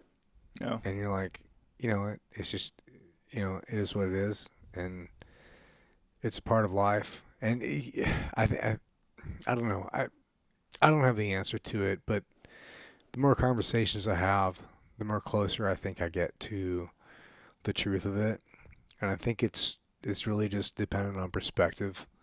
Like most things in life, it's like what's right and wrong, what's left or right, what's this or that. It's culture, it's perspective. I don't think it's as sad as we make it out to be. Like if somebody chooses to end their life, it's not sad for them, but it's sad for those they're leaving behind. Obviously, that's a really great point. There's we've all had a lot of friends kill themselves, and. Like John Williams, when that whole Thailand debacle happened with the getting kicked out of the country and all this shit, he was dating an officer chick, and she was getting some heat for it, and she broke up with him, and he killed himself. He pulled out a gun and killed himself on the kitchen counter at their house, or his family's house in Florida. And we were roommates, man. We were roommates for a while, and Kyle Paulson, killed himself for no fucking reason. For doing, he was playing Russian roulette, and he did it twice. He won once, and he did it again, and he killed himself. And, man, I look at that, and part of me is like, it's not my fight. I get it. Whatever your choice is, I don't understand it, but I respect your choice. But the other part of me is like, fuck you. Yeah. Fuck you. Like you can't handle this fucking minor inconvenience of fucking whatever is going on in your life right now. But then also, I look at that in the same time as the one time that I thought about killing myself, because everybody, I think, goes through this point at some point in life. It's like, well, what's life really worth, and fuck it, whatever. And my point was not over anything military related or anything. It was just a chick that I broke up with. Yeah. It was so stupid. Yeah. But I literally had the fucking cig chambered round, pulled through the slack, just to see what it would feel like. And I'm like, so fucking easy. no, it's not worth it. Yeah. Like whatever. But I think I'm torn on the subject because I want to respect their choice, whatever they're going through, whatever it is. But at the same time, as an older man, looking back now, there's a certain amount of fuck you. Like, bro, it would have got okay. It would have been okay. You would have got through it. Of course it would have been okay. You and I know that because we've been through shit and now we're okay. And it seems like the world is collapsing and you're going to fucking end in fiery doom. And yet, you know what? Shit works out. Shit works out. When my first wife died for that next year, I wouldn't actively, I wasn't playing Russian roulette. I wasn't doing anything like that. But I would put myself in situations. It's like the protocol is you go to a shooting, you wait for the cops, and then you enter the scene. Wait, what? As a paramedic, you get called to a shooting. The protocol is you wait for the cops before you go in to the house or into the scene. Yeah. And I would literally beat the cops there, tell my partner to stay put, and just see what happens. Walk in the middle of it and see what happens. It's like they ain't fucking gonna shoot me, or if they do, who cares? You know what I mean? Yeah. It's like, no, I get it, man. There's honestly but a lot. But now I wouldn't do that because now I have another person. I have kids. I have another person in my life, and all that. Like it's like I was selfish then because I didn't think I didn't think there's another person alive that would care. Yeah. You know? Well, there's a lot of freedom in that too. Oh yeah. Where you're like, hey man, if you really have nobody that cares about you. There's a lot of freedom in that, where you can reinvent yourself and recreate yourself. It's not only freedom; there's a lot of power in that. It's true. You are the most powerful when nobody can take anything away from you. And I realized that going into Buds, it's like nobody can take anything from me because I'm already hit rock bottom. Like, what else you gonna do? What are you gonna do to me? It's like you have to drag me up. You have to drag my dead body off the beach. You know what I mean? That's it. Or you have to make me leave. I'm not going to voluntarily do it. Yeah, because you've already been through harder shit. Yeah. And that's what I think a lot of people don't understand too. Is like, yeah, Buds is hard, but it's a known level of hard. It's a recognized level of hard. But there's a lot of like climbing Mount Everest is hard too. Yeah. Like there's a known level of hard. But man, I think the underrated perspective is that just living a fucking good life is fucking hard. Yeah. Like, it's hard to do. Life is hard in general. Like, it's just difficult, dude. Like, everybody goes through pain. Everybody goes through suffering. Nobody has a good life. Even if you're, like, imagine this. Even if you're the, what's it called when you're the beholden person of a higher place or whatever. Like, you're the... What's it called? Oh, you mean like in a religious setting? No, in like a family hierarchy. Oh yeah, like you're the patriarch. You're the heir. You're the heir. You're the heir to all this money or whatever. Yeah. Like, that's a lot of pressure. Yeah. You know what I mean? And it's a different pressure than when you're poor and you have no money and whatever. But anyway. Sometimes being poor is easy because it's like it's just you. You have nothing to lose. Nobody's looking at you and counting on you for anything. That's true. Yeah. As long as you have money for your basic sustenance. Yeah. But at the same time, it's like, dude,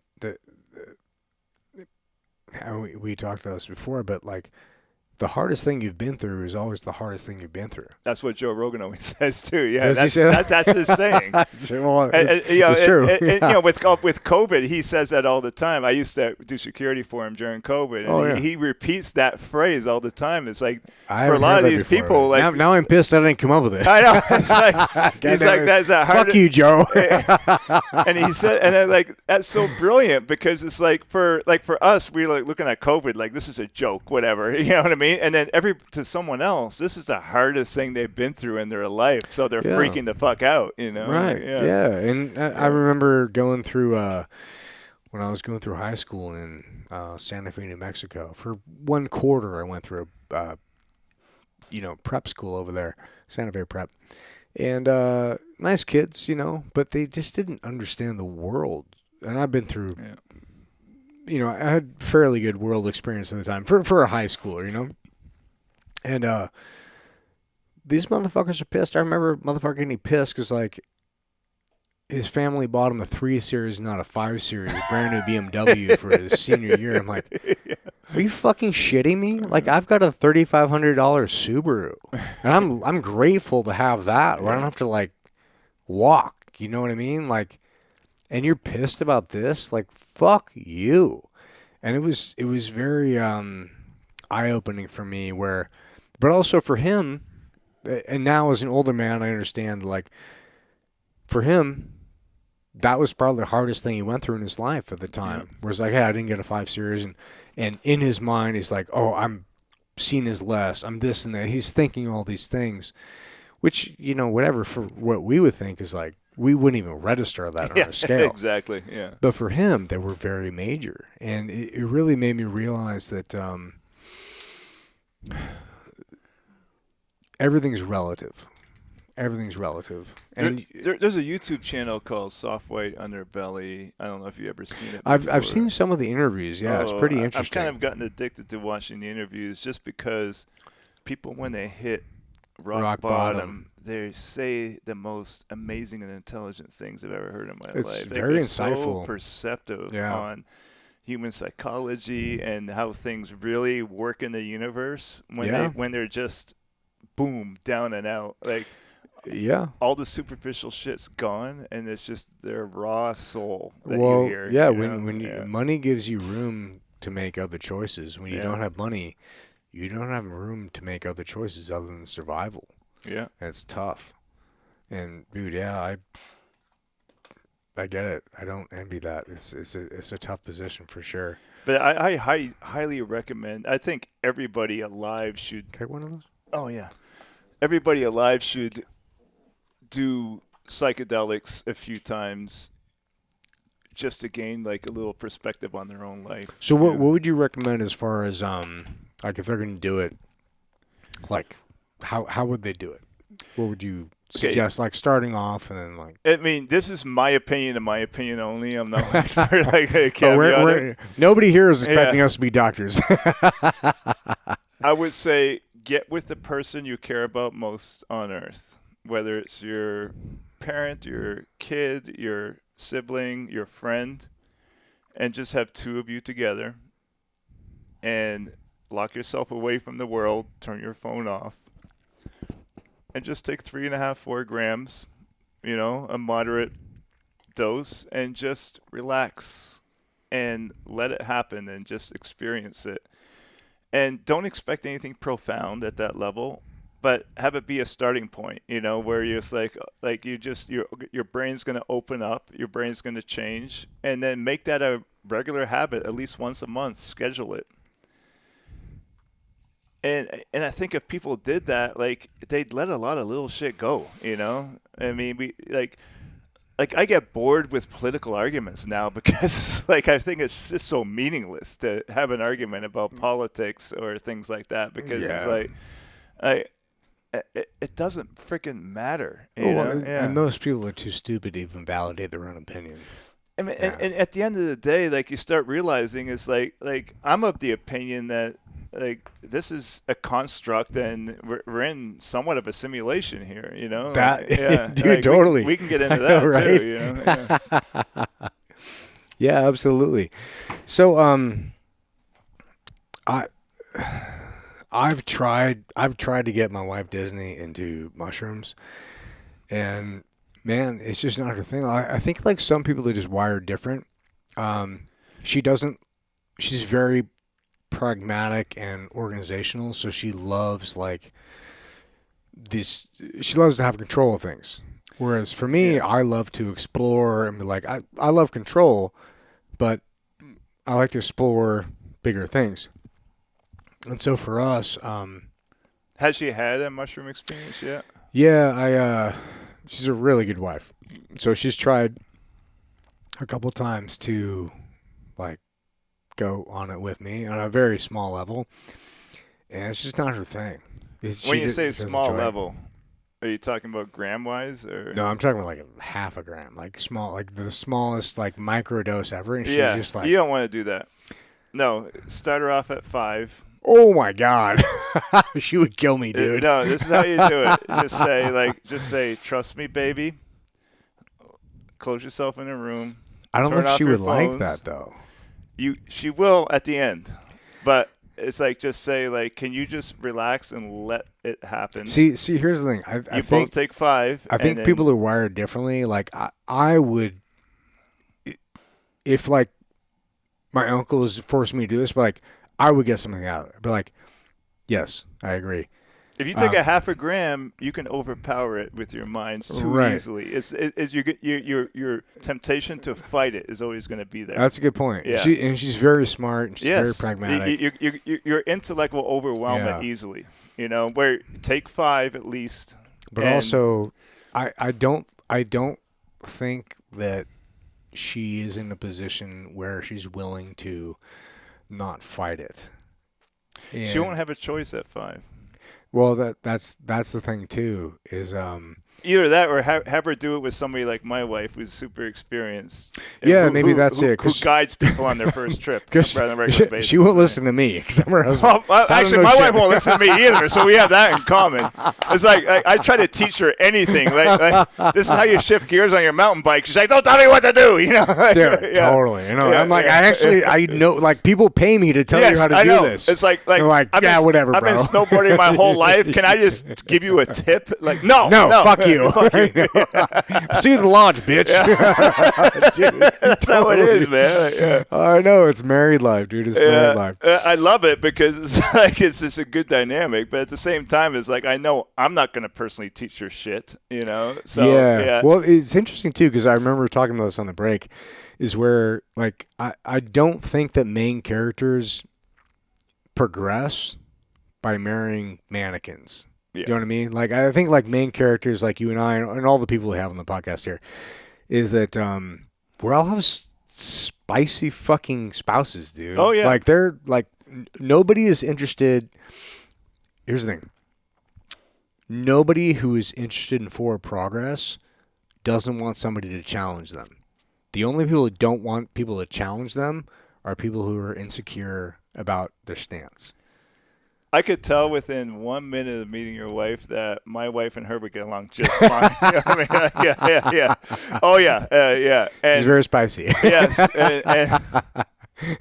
And she's like, fuck you, take an Uber. I'm gonna get this fucking, like, I can't believe you made it come back here for this. That's exactly how she would be. And she wouldn't care who overheard or anything like that, too. No, she's like, whatever. Yeah. And that's exactly what my wife is, too. And it's like, and she's even telling me, it's like, if you drink too much, you better take an Uber home or I will kill you if you show up if you don't. You know what I mean? Yeah. And I'm like, I get it. And it's like, but I mean, that's the thing. It's like, I was for 19, almost 20 years, I was married to someone who was passive. And it worked as a team guy. That works very good. Right. You know? Yeah. Because, I mean, I'm gone all the time. And she literally, like, when I did my last deployment in the CIA in 2015, that's when our shit fell apart because I'm home all the time.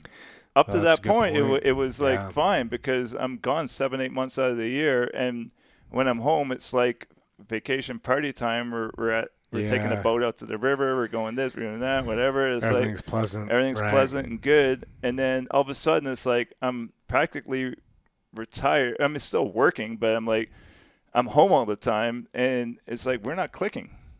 You know, we're not on the same sheet of music. Yeah.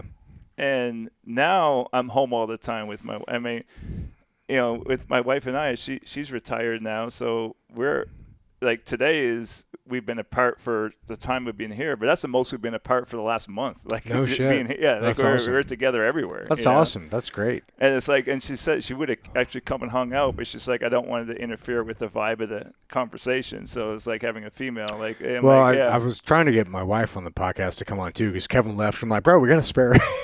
No, it's like actually, like, let's bring both our wives on one time too, and we'll have they'll both hate it, and it'll be awesome. No, actually, yeah, exactly. And we could talk about this, like, we could talk about a whole bunch of stuff too, and we don't even need to release it if it doesn't turn into anything, you know? What I mean? That's the nice thing about this, dude. And I have so much fun with this because there's no sponsors. Like, we don't need to please anybody. This is just something that we're creating on our own, and it's just good to connect, man. You know, and I think this is what a lot of people are missing, and I would would suggest anybody who is enjoying this podcast too is that you don't need this fucking you don't need the headphones and the microphone. Like, just go call up your friends and go have a good time and just reconnect. Like, even if, and there's a good chance that I fucked up the audio and this isn't recording. Who cares? Yeah, it isn't recording at all. Yeah. Totally fine. Yeah. I mean, I'll be pissed about my own lack of skills, but at the same time, is that I'm glad I had a chance to sit down and chat with you, man. Like, we've me too. known of each other for years, but never really connected. And now I got to know you and your story and the whole thing and your wife and your trajectory. I'm like, dude, it's so fucking good. And I think that's the thing that is missing with so many people, especially people who get out of the military, is that there's just this lack, but they don't know what it is. There's just void of, like, I'm missing something. And I think it's community. And I think it's just the random connections, the random conversations, the random things. It's not anything momentous, you know. It's just the soft connections. And this may seem weird, but I think the universe brings people together at the right times at certain things. 100%. Because it's just, it almost every week something else unique happens. It's like I just went to my sister's wedding and we're at the airport 2 weeks ago, and this lady is talking about stem cells on the phone, like right next to me on the seat. And for a reason, yeah. And normally I keep my mouth shut, but I'm literally going through a stem cell treatment myself. So I just mentioned to her, it's like, hey, by the way, I'm in the middle of what you're talking about. So if you have any questions, just ask me. And so she was super happy, and she asked me 1 or 2 questions and took off. And then an hour later, we're in line to board the plane, and she chases us down. And she looked at me and is like, "Are you a team guy?" And I'm like, "Whoa, how did you know that?" How did you know that? No. Yeah. She's like, "My husband's a team guy," and I just had this like premonition. No shit. And now my wife is now an intern with her, learning the mediumship and all that kind of stuff too. Oh, and they're doing a 1-year thing together now, and it's like just based off a random airport thing. Dude, these are the things that makes me believe that there are no coincidences. No, there really aren't, you know. Yeah. So also too, one of the things that we were talking about on the break that we didn't include in the podcast until now is that so my wife is into equestrian stuff, as we talked about. Yeah. Much to my chagrin, because horses are one of my least favorite animals. I love all animals, but man, horses are my least favorite. We all love dogs, right? Yeah. I love a raccoon more than a horse, bro. Like, for real. Raccoons are nice. They carry garbage out. They're very sweet. Like, they don't look that cool, but they're very functional. So anyway, Disney has been very into horses for years, and we've had 2 people over the years that have been, horse whisperers, are actually able to talk to animals. And one of them, we talked about this earlier, so I'm going to, breeze through it. But one of them was like, "Oh, your horse's favorite color is blue." I'm like, "Oh, well, thank you very much for that information. Yeah, wow, great. You're a real horse whisperer." Yeah, for sure. But the other one, dude, I don't, and maybe it's bullshit, but I don't know how to explain it, where this is just one example of like a dozen, where she's like new to the barn, didn't know any of the animals, didn't know any of the shit, and she's walking through, and she's like, "Hey, have you had anybody steal something or missing something from this like trunk case here?" And they're like, "Actually, yeah, we have."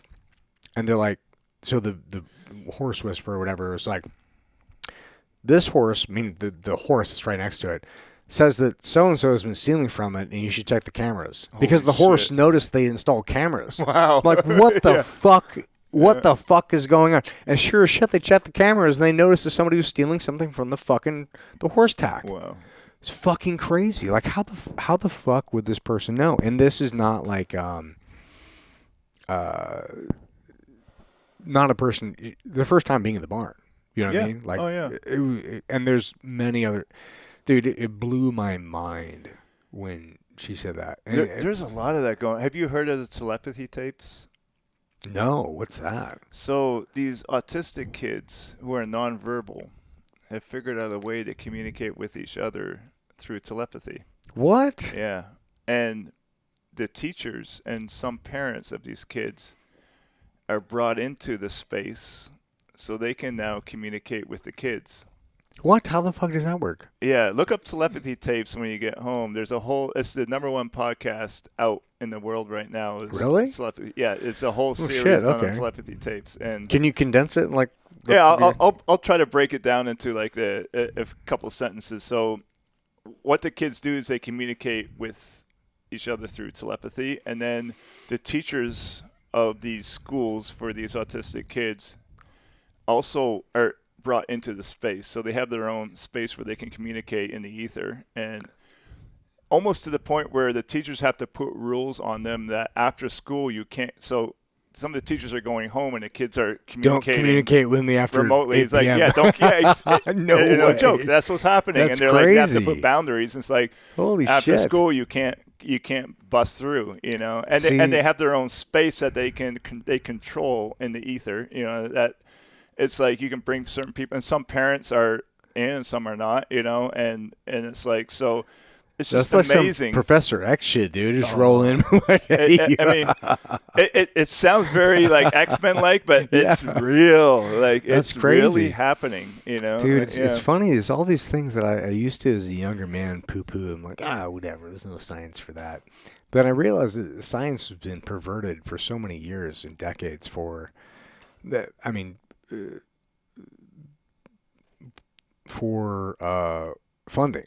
For funding, like that's all. Science is funding, and so it's been really interesting to see that there's a resurgence of people who are grassroots, who are actually searching for answers, who are looking for shit, and actually providing like real time information. So for instance, I think fitness is a great way to put this. Whereas the guys who were doing the shit on the cutting edge, like Louis Simmons and Westside Barbell, his shit is not in.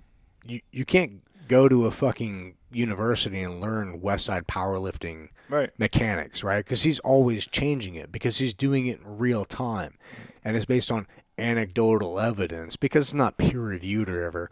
But he's still got guys who are 185 pounds squatting 700 pounds. Yeah. I'm like, bro, something is real here. You know what I mean? That's like, enough proof for me, right there. right. And like, what's this fucking protein ratio? Like, dude, fuck you. Like these are very real numbers that these guys are having that are unbelievable.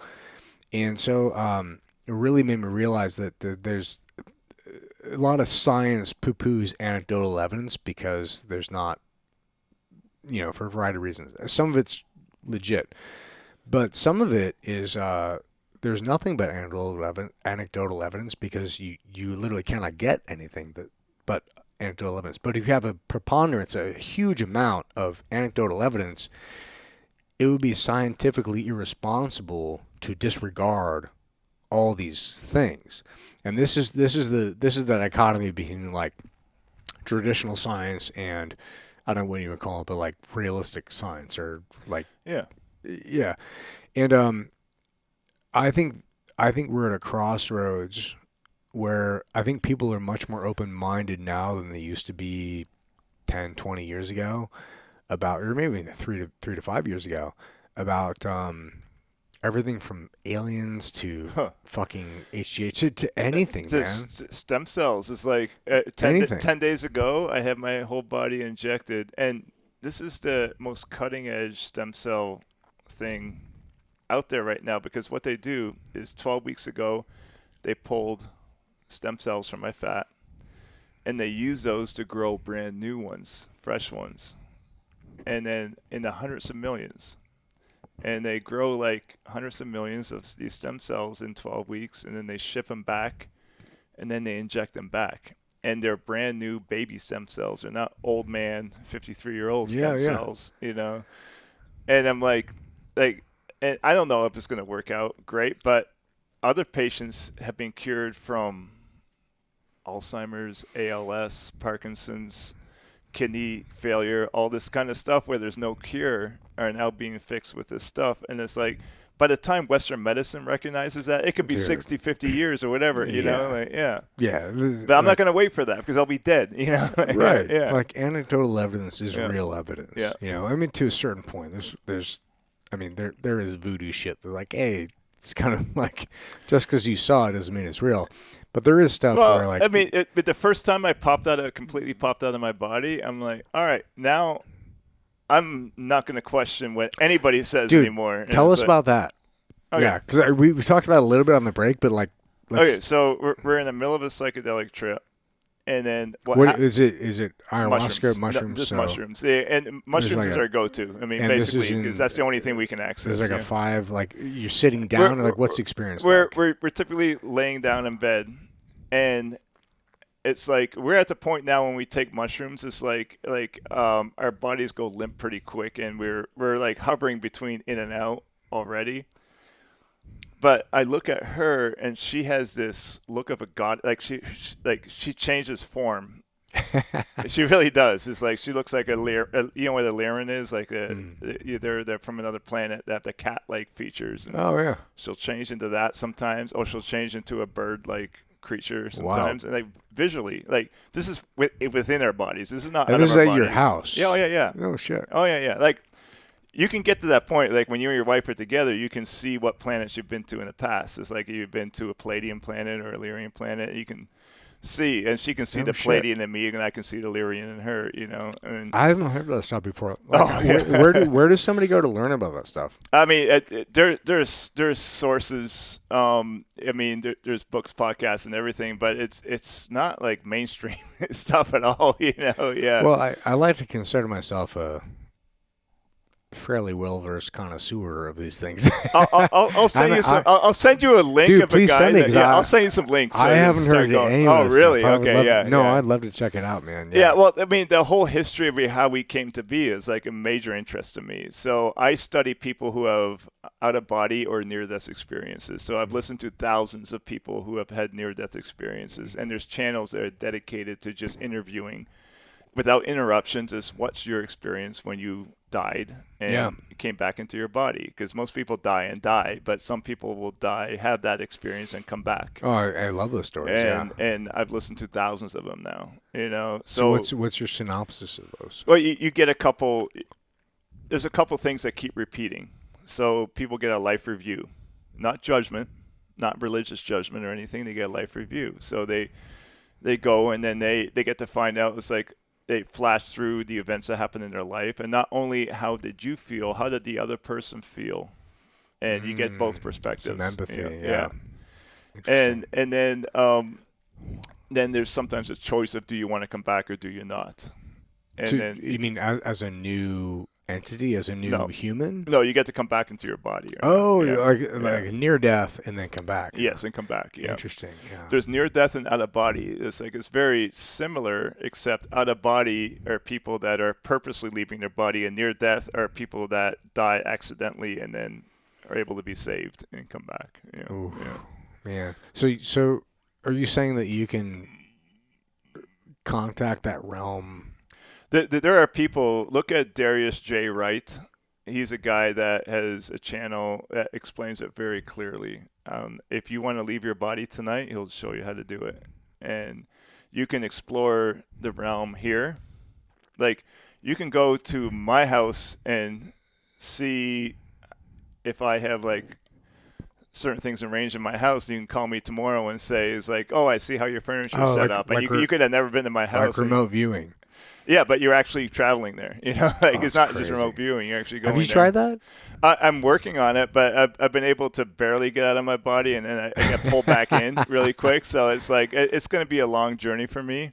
But for a lot of people, like Darius, the guy who does it, it happened naturally as a child. They pop out easily, so it's much easier for them. But other people that are in his program have. Sometimes in 3 months, sometimes a year of practicing, they're able to do it. You know, I haven't been very successful. Like I've accidentally done it where I've just gotten to like the edge of my bed and where my body's there, but then I get the minute like I look at my body, I get pulled back in, but it's going to take a lot more work. But my wife has done it where she, while meditating, has literally gone to, at one point she's gone to an apartment she had in Phoenix years ago and appeared in that apartment where the current residents are looking. They saw her or something. They reacted to her being in that residence. Shit. Yeah. Oh, yeah. She called him up, be like, "Hey, man, you see me?" Yeah, I know exactly. It's like, I asked her, "Is there any way you can contact?" It's like probably not, but I don't want to. Yeah. Right. And so we're at the point where we're experimenting a lot, and it's exciting. Yeah. Oh, that's wild stuff, man. Yeah. Oh, I love it. All right, so we're at. Shit, man, we're over 3 hours. Yeah, we got a long podcast. So, we're gonna close that. We've gone over so much shit. This is dope. Thank you for coming on. This is like really cool shit, dude. I love exploring this stuff. I'm just glad you're so open to all these topics. Oh, I'm open to everything, dude. Yeah. Like it's funny. Like the older I get, the more I realize I don't know shit. Same here, man. Like, I know, like the things I thought I knew, I'm like, well, this is. Yeah. I was wrong. Really wrong. I was so wrong about. I was wrong that. about so many things. Yeah. So I'm just trying to be less wrong these days, But yeah. So what are you doing these days? My wife retired 2.5-3 weeks ago, which makes me very happy. That's so awesome. I told her, "You're not seeking any new work. You're now a trophy wife from here on out." Yeah. She has a hat and a sash to go with it. Nice, yeah. Perfect. And I do some real estate. I do some crypto. I've got a couple small businesses, a hard money lending business, a window wholesale business, but they don't take a lot of my time or effort. So we're going to start doing a lot of traveling. I'm looking at investing in a few startups and things like that too on the side. So I'm always interested in business. I always like to pursue financial goals. I'm not going to pursue anything that takes all of my time away. Yeah. That's my big criteria. So anything that requires time or dedication or a 9 to 5, I will. Bandwidth. I don't care if Right. you pay me $1 million a year. I'm not interested. Smart, dude. Yeah. There's so many things where I think people define success differently, and it's like your top line revenue doesn't matter. Like it's cool, but at the same time. But at the end of the day, what do you really want? Right. Like I have the car I want to drive. What's your life look like? Yeah, it's like, Right, what else do you want? Yeah, yeah, totally. Like I like picking up new sports. Like right now we're getting into foiling. You know what foiling is? No. Yeah, it's like a surfboard with a long shaft. Oh, the foil. Foil. Yeah. So I've got an e-foil, and now we're getting into wind foiling with the kites, No and shit. And it's like, man, it's cheap to get into, and it's extremely difficult to learn. But I'm like, it looks awesome. I'm like, yeah. Like I love coming out there and just being frustrated as a newbie out there and just learning, and like, man, this is just fun for me, just being out in the water again, and like, it's funny, man. That's one thing in all the people we talk with here, because we don't interview random people. We interview people who are main characters, who are doing shit. And the one common theme with everybody from all walks of life is that they're always doing something different. They're always doing something new. They're always trying to challenge themselves and move forward and progress and do something different. Nobody is treading water. You know what I mean? Like everybody's working towards something. And dude, it's... Man, we've covered a lot of ground. I feel like we could cover a lot more, but we've already. And a lot of it is belief. It's like for a long time in my life, it's like my belief was like, maybe I can make $1 million or $2 million, but I can't make 20 or 30. Like that's too much. Like that's not like my belief wasn't there, and I thought that's a limiting thing. Like now I've kind of like erased that, and it's like and realize it's like there is no limit to a number anymore. Right. But there is a limit to how much effort I want to put into something. Your personal bandwidth. Yeah, exactly. It's like like I will keep because that's your most important currency, dude. Yeah. Your personal bandwidth. Because it's like your bank account amount really doesn't matter at the end of the day. It's how much freedom do you have? How much choice do you have when you wake up in the morning? Like, what can you do? What can't you do? And do you enjoy your life? Yeah. Like, how much fun are you having Right. per day? Right. Yeah. Yeah, there's so many things, and these are things I didn't think about as a younger man, but now I'm realizing, like, these are the most important questions to ask yourself, because these are the things that define your life. Not in your. I think it's important to define your life in your 20s and maybe your 30s, like hard shit, because you need to find out who you are. You need to answer questions for yourself. You need to build yourself. But once you do that, you have a really solid foundation to do kind of whatever the fuck you want. And it's been so freeing to see so many people doing so many different fucking things. Dude, you can make money doing anything, like anything. And you know, at your age, you don't need to squat 445 anymore, man. Like, you're good, man. It's like you're ready. That was probably it was 455. Oh, 455. Twice. But anyway, yeah, that's probably the last time that's going to happen. Yeah. I do not want to deal with sitting on my fucking kitchen counter like a fucking octopus for days on end. Yeah, I'm probably gonna be like, 315 is probably fine. Yeah. 3 plates, maybe 225.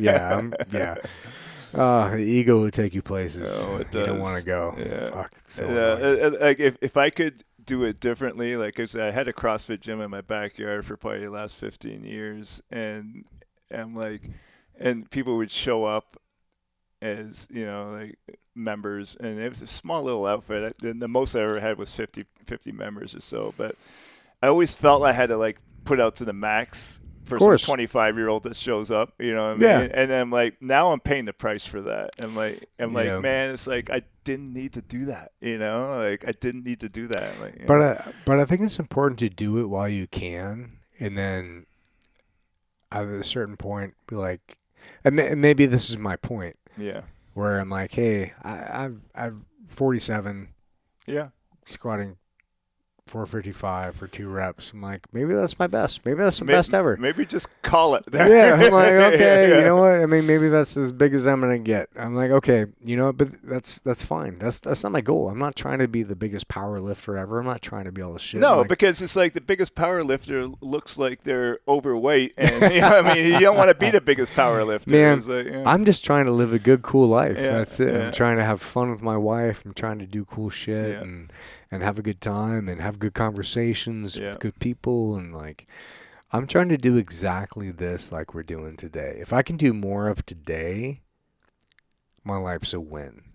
And I think if not that people need to aim lower, because I don't believe in fucking aim lower, but I think if more people identified what a win was to them before they embarked on this big journey, like, really, what do you want out of life? And what do you want your life to look like? And what is success to you, and how do you define it? I think if they were very clear on that, they'd find that the path forward to that place is often a lot more clear and a lot more clean and a lot easier than finding somebody else's path to, like, cars or boats or whatever the fuck other people want, Like, you got to figure out the fuck you want first.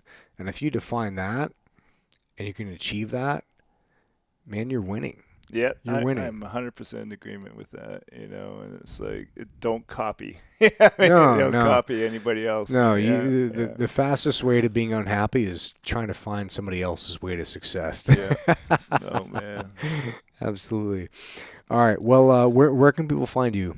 What's the best way to get in touch with you? I mean, I've got an email address, but I'm not a social media guy. Really? You're not on Instagram at all? I'm on there, Yoast J official is, or Yoast J underscore official. How about that? How about I'll send you the links and you can add them later. I'll put them on. I'll put them on the bottom of the stuff. But like, I will post once every 3 months, just whatever, something with my family, my kids, my wife, whatever. It's like actually, my wife's not even on social media anymore, and she loves it. She's for 2 years now. She's got completely off, and really? It's like, and it's Why? like it's just to lower the noise level, in her life, and she doesn't look at the news anymore. And I'm like, and I've noticed a shift in her. It's like you're not watching the news, and you're not on social media, and it's like it's it's better, like just cleaner, less distractions and stuff. So, and like I realize the value, like a lot of my businesses need social media to promote themselves and stuff in the past. So I understand, man, it has strong value. You know what I mean? Like it's free advertising for it's very useful for a lot of things. So I see the power of it, but I can also see the distraction of it or the obligation if you're constantly needing to feed the machine, so I'm not there right now in my life. Like I'll post something every 3 months and never look at it again. I love it, man. That's a win, dude. That's a win. Yeah, and I'll browse on the 5326 once a week just to see what's going on. See who's talking shit. See who's talking shit, and you never disappoint. So, well, that's one of my talents is talking shit online. But I always make sure I can back it up in person. There you go, man. There you go. Yeah. All right, brother. Yoast, thank you so much for coming on, brother. Thank you, man. I appreciate it. Man. I'm excited for this to air, and thank you guys for listening to this. And we're just getting started. So thank you guys for following along. Love you. Appreciate it. Thank you. All right, let's do it.